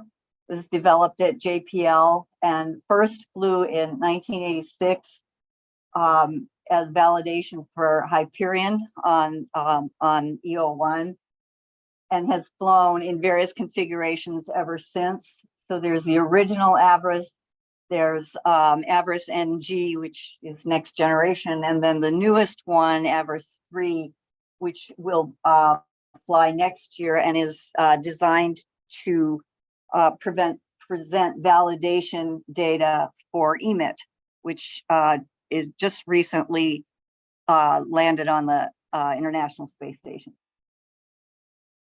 The other piece of science in the early days that we've talked about already 2 or 3 times this morning is the study of the ozone hole. And once that ozone hole was discovered from satellite measurements, there was a big push to go out and fly in the Antarctic to actually measure the chemistry that was causing the ozone hole. So in 1987 was the first airborne Arctic stratospheric experiment, sent both the ER2 and the DC-8 to Antarctica. And that's where they were measuring the chlorine chemistry that was so-called smoking gun that showed the chemistry behind the reduction of the ozone hole, and therefore led to the Montreal Protocol and to the banning of the CFCs. So these were some of the very early successes out of the airborne science program. So flying presents a unique vantage point for atmospheric studies. One of the places, and I think this has also been alluded to several times today, that the scientists are very interested is in the tropopause. So this region between the troposphere and the stratosphere, and what is there's a sharp temperature gradient, actually turnaround at about that point in the tropopause. And Andrew, who was here this morning, actually showed that the standard data, you could see that spot in the temperature. And so there's a lot of chemistry that happens there, and there's a lot of interest in that chemistry. So the high-flying aircraft, the ER2 and the WB, could fly to that region in some places. So the tropopause at the poles is as low as 20,000 feet, and at the equator as high as 60,000 feet. So there's a program in the early 1990s, looking at the atmospheric effects of aviation. What happens when you have supersonic and subsonic aircraft flying in that region? What does their pollution do to the chemistry? So that program actually was the early impetus for what was called the Environmental Research and Sensor Technology Program, ERAST, which launched NASA into the use of UAS, unmanned or uncrewed aircraft, and which is sort of where I came in. So I don't know all of the earlier studies, but ERAST was intended to develop unmanned aircraft that could reach 60,000 feet. That was the initial impetus. It led to a lot of other things, but there were 4 companies who came into that program and designed their own aircraft, their own UAS, in the hopes of finally reaching 60,000 feet. That was the goal. So you see 4 of them here on the chart: the Perseus, the Altus, the Altair, and then the solar aircraft here, the AeroVironment Helios, which actually did reach 100,000 feet at its highest point. So the development of the UAS also led to other things, like NASA getting hand-me-downs again from the military of a couple of Global Hawks, and then from the Navy, a UAS called the Sierra, which is a lower flyer, but a very interesting aircraft. So these were initially designed to try to reach this tropopause, but in the meantime, we're able to perform and have been able to perform a lot of other activities and get NASA into the UAS business. So a large bulk of the flight hours on the airborne science program are in atmospheric chemistry and atmospheric dynamics. Since I don't have time to go through all of the 80s and 90s, there are many programs during that period. I'm just going to talk about a few more recent ones. So ATREX, which is the Airborne Tropical Tropopause Experiment, flew the Global Hawk, and it flew out of Guam and out of Hawaii, where the tropopause is higher, trying to reach that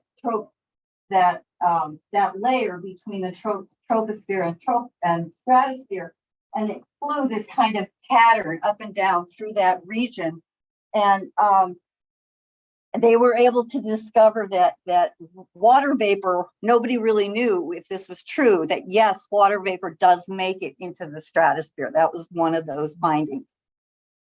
There was the ATOM mission, which flew the DC-8 atmospheric tomography. It flew around the globe 4 times doing that kind of porpoising to measure, again, chemistry in the atmosphere. And then the most recent one, ACLIP, which is the Asian Summer Monsoon Climate Chemistry and Climate Mission, flew this WB-57. It just returned from South Korea. And I'm making it sound like NASA did all this stuff by itself. Some of these are definitely joint missions with other agencies, NOAA or NCAR. But there's been a lot of atmospheric chemistry. There's also been a lot of atmospheric dynamics, weather missions. And again, 80s, 90s, 2000s, a lot of missions. There's been ongoing CalVal of the Calypso satellite. And then I just want to highlight 3 more recent ones. The Hurricane and Severe Storm Sentinel. I'm not sure you can see it in this picture, but 2 Global Hawks, both of NASA's Global Hawks, flew out of Wallops flight facility for that mission.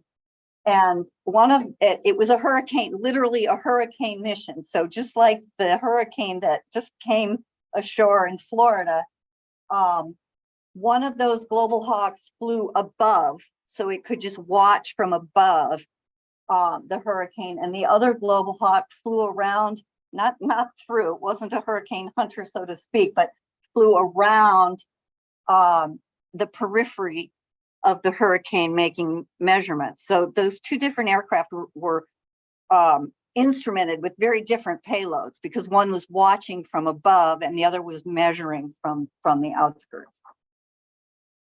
And then there was the Olympics mission, which out of the Olympic Peninsula, that flew multiple aircraft to look at atmospheric rivers. And then the most recent CPEX, which is Convective Process Experiment, is currently in Cape Verde, off of the African coast, also measuring sort of the genesis of cyclogenesis, the genesis of hurricanes. And this is a recent piece of data from last week from that experiment.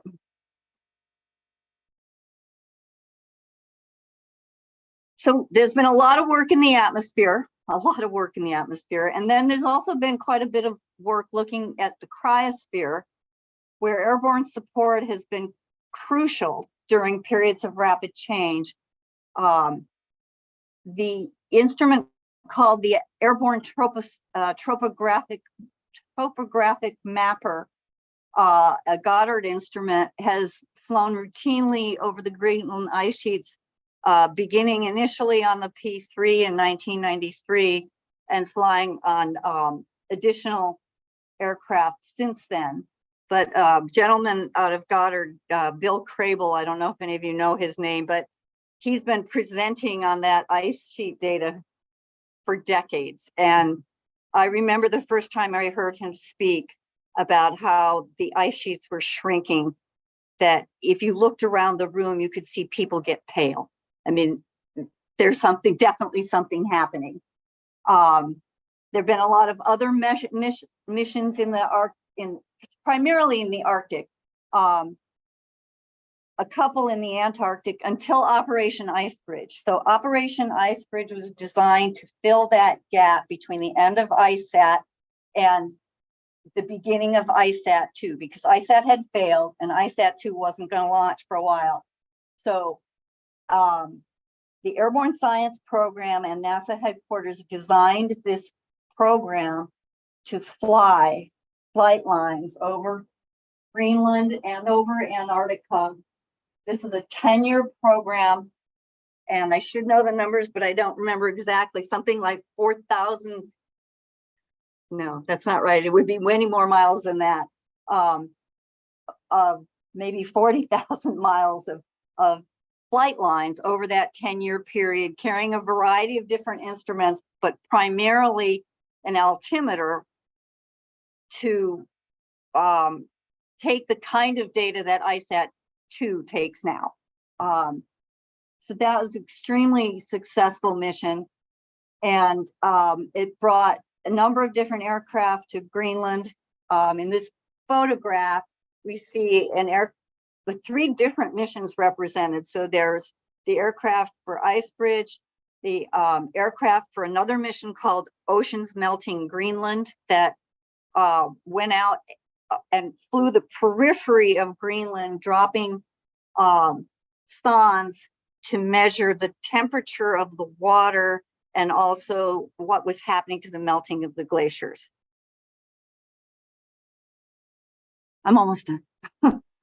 And then the Airborne Science Program. I'm leaving out a lot of what we do, but land change, of course, is one of the other really important places where the aircraft fly.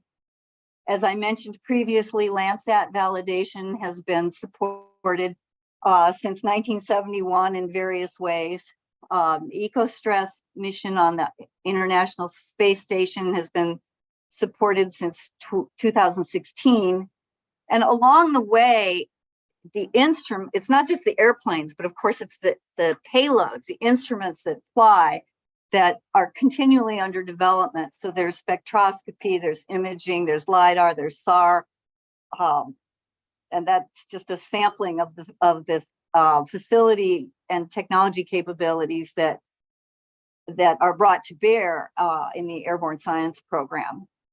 A couple of specific missions that I'll mention: the Arctic Boreal Vulnerability Experiment, which started in 2017, has been flying Alaska and Canada to measure the changes in the permafrost with climate change. And that flies a number of different instruments. The AVIRIS-NG, which is the visible IR, the UAV SAR, which is the SAR, so topography, the Goddard G-Light, which is a LIDAR. And then just last year, the mission Delta X took 3 aircraft with 3 different instruments to the Louisiana Gulf Coast to measure subsidence in the Mississippi Delta. So those are just examples of land change experiments. And then there's NISAR. Tell me, Jack, am I saying it right? NISAR. So finally, recent and next generation Earth observations. JEDI, which flies on the ISS, has been supported by CalVal, flying of the instrument called ELVIS, which is a laser altimeter. And EMIT will be supported by this is the Gulfstream 5 that flies the will be flying AVIRIS, the new AVIRIS 3. And then NISAR, which launches in 2014, has been supported actually for years by the building of a database using the JPL UAV SAR instrument. The SWAT, which will launch the end of this year, is scheduled for CalVal again on the Gulfstream 5. PACE is the PACE satellite that science team has developed a major experiment for calibration and validation after it launches. Finally, the designated observables that were defined in the most recent decadal survey are also being supported by the Airborne Science Program. The Surface Biology and Geology Program, previously called HISPERI, previously called something, has collected over a number of years a database which is now called the Western Diversity Time Series. And that database is built from flying the master instrument and the Avarice, and then Avarice NG flying on the ER2, and now Avarice NG flying on a B200. So there's a huge database that's ready, that's been used for algorithm development, and it's ready for when this satellite flies. The aerosol and cloud measurement, now called AOS, has a dedicated suborbital portion as outlined in the decadal survey. And then the surface deformation and change will be a follow-on to NISAR. Thank you for your time and your attention. Thank you.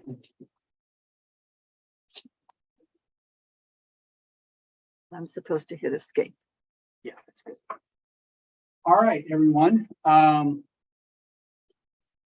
will open up the floor for questions or comments. One of the things that that you see here is a very significant development, and sort of at the land level, at the airborne level, at the space flight level, helping to create Earth system science, which I am so, we didn't use that term, I don't think, today, but clearly that's something that has emerged, and NASA's been in the forefront of helping to create that discipline through developing scientists and specialties associated with that, as well as the data collection and maintenance of that, and the use of that that's available literally to anybody in the context of this. But beyond that, I would welcome questions. So I will turn it over to you all.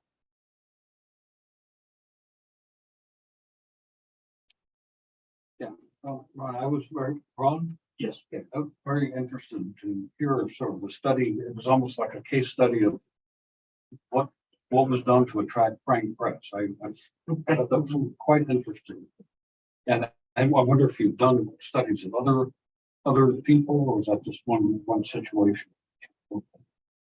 You know, I appreciate the question. I've always been interested in the question of biography, in telling stories in history. I first got intrigued by looking at the conflict between Harold Urey and Gerard Kuiper. Ah, okay. Yeah. And the really short answer response is a lot of accounts early on said it was a professional issue. What really mattered, particularly for Urey, was Kuiper failing to recognize Harold Urey's geochemical charts and abilities, and it was an emotional issue. And if we don't understand those kinds of ways in which science gets done or doesn't, I think we're missing a big part of this. Other critical comment, you started out talking about it, you know, why did Vermont already succeed ultimately? And I make the observation, you have the proximity to Caltech or Caltech, and proximity to YIS. I would suggest that YIS wasn't interesting. I don't think that their thrust was at all in that direction, unless I'm mistaken. It's a really good point. That's in fact what happened, but very early on, early 60s, the question of what would happen there wasn't quite determined. Bob Jastrow was involved in it, and Harold Urey ended up being one of the long-term visitors. So I wouldn't think Jastrow would have been at all interested in the seismology. He wasn't, but he apparently, and I'd love to get more into the NASA records, he got tasked in evaluating some of those early movements.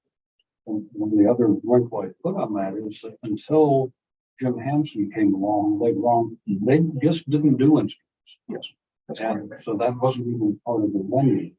And those sociological factors wouldn't surprise me if, well, they were not part of Goddard then, they were sort of independent. But I suspect their charting was to be theoretical and stay away from it. So those institutional things shape it also. They do. Yeah, they have to. Yeah. Fascinating. I'm talking about Urey and Parker. Other questions? Yes. I have a question for Susan and Dixon. Susan, you kind of skipped over the U0 airborne. I did, only because I only had so much time. So this is why it's kind of Yeah. a question for Dixon as well. I was curious to know, the picture you painted was, if you build it, the scientists will come. But that's definitely not the case, I would say now. And you really have to have an airborne demonstrator to fly anything in space, I would say. How many of the instruments on EOS were airborne demonstrators? So is that how much you control? I don't know exactly, certainly. Well, of course, HIRIS was Avarice was to get ready for HIRIS flying on EOS. And then JPL screwed up the management of it after having blown lots of money. And it couldn't be flown. So it got canceled. And we turned to the Japanese to provide, I guess, Avarice. And so they, what had been the role of HIRIS on the EOS payload was fulfilled by the Japanese. That's payload. Isn't there there's a hyperspectral imager space station? Hyperspectral came later. I mean, the hyperspectral came back.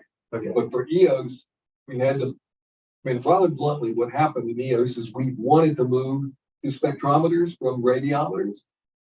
And HIRIS got screwed up by management at JPL.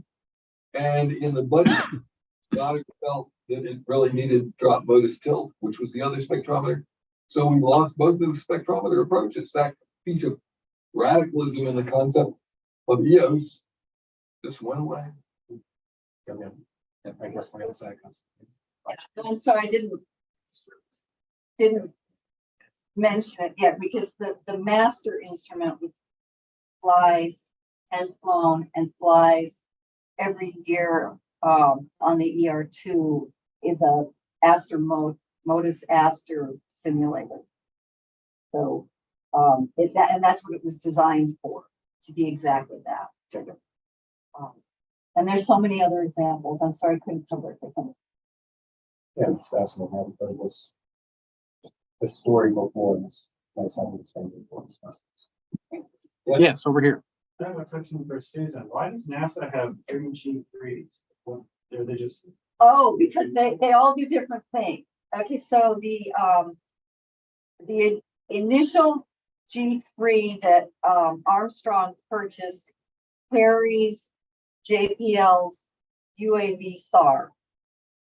So it's and it comes in 3 varieties. The initial was L band. There's also a KA band, and there's a P band that they use for soil moisture. So it's oversubscribed. The instrument and the aircraft are in demand all the time.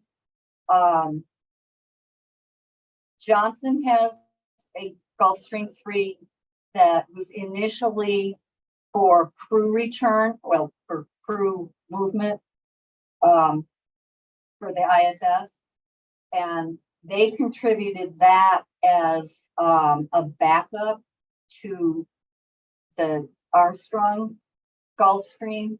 So it can also fly the UAV SAR package. In addition to other things, it has a dropson capability. And then Langley just 2 years ago made their Gulfstream 3 available. It does not carry that UAV SAR pod.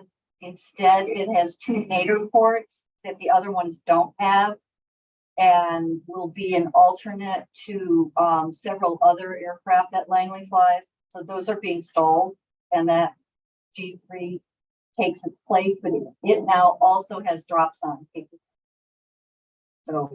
So they're sort of duplicative and not duplicative. And they all have finite lifetimes. Other questions, comments? Please. Yeah, Dixon, you covered a little bit of territory there. But there's one, I think, significant change in how we did things that you didn't correctly mention before. In 5 minutes, we really went to almost entirely facility instruments. There were very few PI instruments.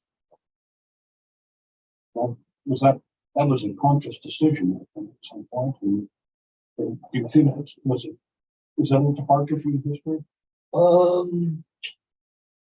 Would you mind defining what you mean by facility versus PI instruments? Right. Facility instrument is one where, basically NASA said, we're gonna fly this thing. And then you solicit a science team to go with it, deal with the algorithms, the science of it, whatever. A PI instrument is one where the whole thing is conceived by somebody in the science community or some team in the science community. And they basically write a proposal, and they get selected through an announcement of opportunity as an investigation. So that's basically the difference. Okay. And Well, that's true on the aircraft instruments as well. The PI instruments are sort of maintained and operated by either a person or a person's team. The facility instruments are maintained for anybody in general by either in the aircraft case, it's usually either JPL rings. Okay. Bob, I haven't given enough thought to really give you a decent answer. But we clearly ended up with facility instruments and with fewer PI instruments. Ozone and on the terror off. Oh, not. Oh, there was also a lighting method selected. And Yeah, lighting that ended up on the trim side. right. I mean, EOS did not mind taking its instruments and where possible or where desirable, putting them somewhere else. And of course, for certain things, that was essential. Okay, yes. Question for Susan. International development, international partnerships, important, right? I didn't hear so much from you, but I think that it is. So can you give an example of one? There are, not so much the instruments themselves, but the missions. So some of the missions are multinational. Especially the ones where NASA goes somewhere else, like the mission that just flew in Korea is multinational. A number of years ago, there was an air pollution mission called Chorus AQ that was predominantly Korean, and NASA had a piece of it. So I did not describe those, but there are. Yeah, Let me chime in.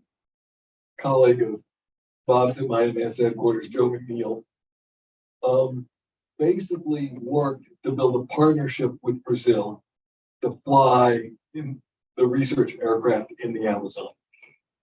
And European Space Agency had tried to do this, but they didn't quite work it so well. They got their aircraft to the borders of Brazil and were not allowed to enter the country's airspace. They just had to turn around, take their package back to Europe. Whereas Joe basically made it very much a joint project with Brazil and the Brazilian Space Agency and NASA, and harmonized and had it go and had it fly all these transects over Brazil and get us good data on the Amazon. That was an amazing accomplishment, quite honestly. And also, an unsung hero really along the lines. And he did that. Yeah, Jack, can I just Okay, Jack. note that one of the other campaigns that got done later, the field experiment LBA for large scale biosphere in Amazonia. There was it's a lot of people on the ground, planes in the air, but I think my understanding is that a requirement from the Brazilians was that each American team had to have Brazilian investigator on it. So that was a case where I think if you actually look at and I'm going more on the anecdote and the impression than hard data, that the huge component of the current Earth system science community in Brazil really got their early exposure and training and connections as part of the LBA campaign, and the whole generation of Brazilian scientists worked alongside and as part of the NASA teams. And so you look at what's going on, the people there, and it's really a lot of it came out of their participation in the field work with us. Okay, thank you. Our time is basically up. Are there any final thoughts from the panelists or anything final from the audience? I do have to, I'm sorry, Susan, I have to correct one thing. Susan made some reference to the Antarctic ozone hole. It was discovered by people on the ground with the British Antarctic Survey because the Tom's group at Goddard didn't believe the low numbers they were seeing and therefore just fixed their algorithm to provide a constant value and therefore missed discovering an Antarctic ozone hole, which is such, I mean, such an embarrassment. But on the other hand, then they went back and it was there in their data once they pulled this mask out and let the real data through. But the data just were so low they didn't believe them. Whereas the guys on the ground, freezing their whatever's on, to take those data, believe them. That's a good place to quit. Let's give everybody a hand. Just one announcement here. Just remember at 6 o'clock we have the keynote, and do remember it's on the website. If you need to look it up, but it's the Healy Family Student Center Social. Again, not just the Healy. All right. Thank you all, everybody. Bye, everybody. Bye, Jack. Bye. Bye, Jack. Hey, Jack. This is Bob. Sorry you're not here. Yeah. She worked. Yeah. So I almost went to. I was working away. Right. Cross that red square.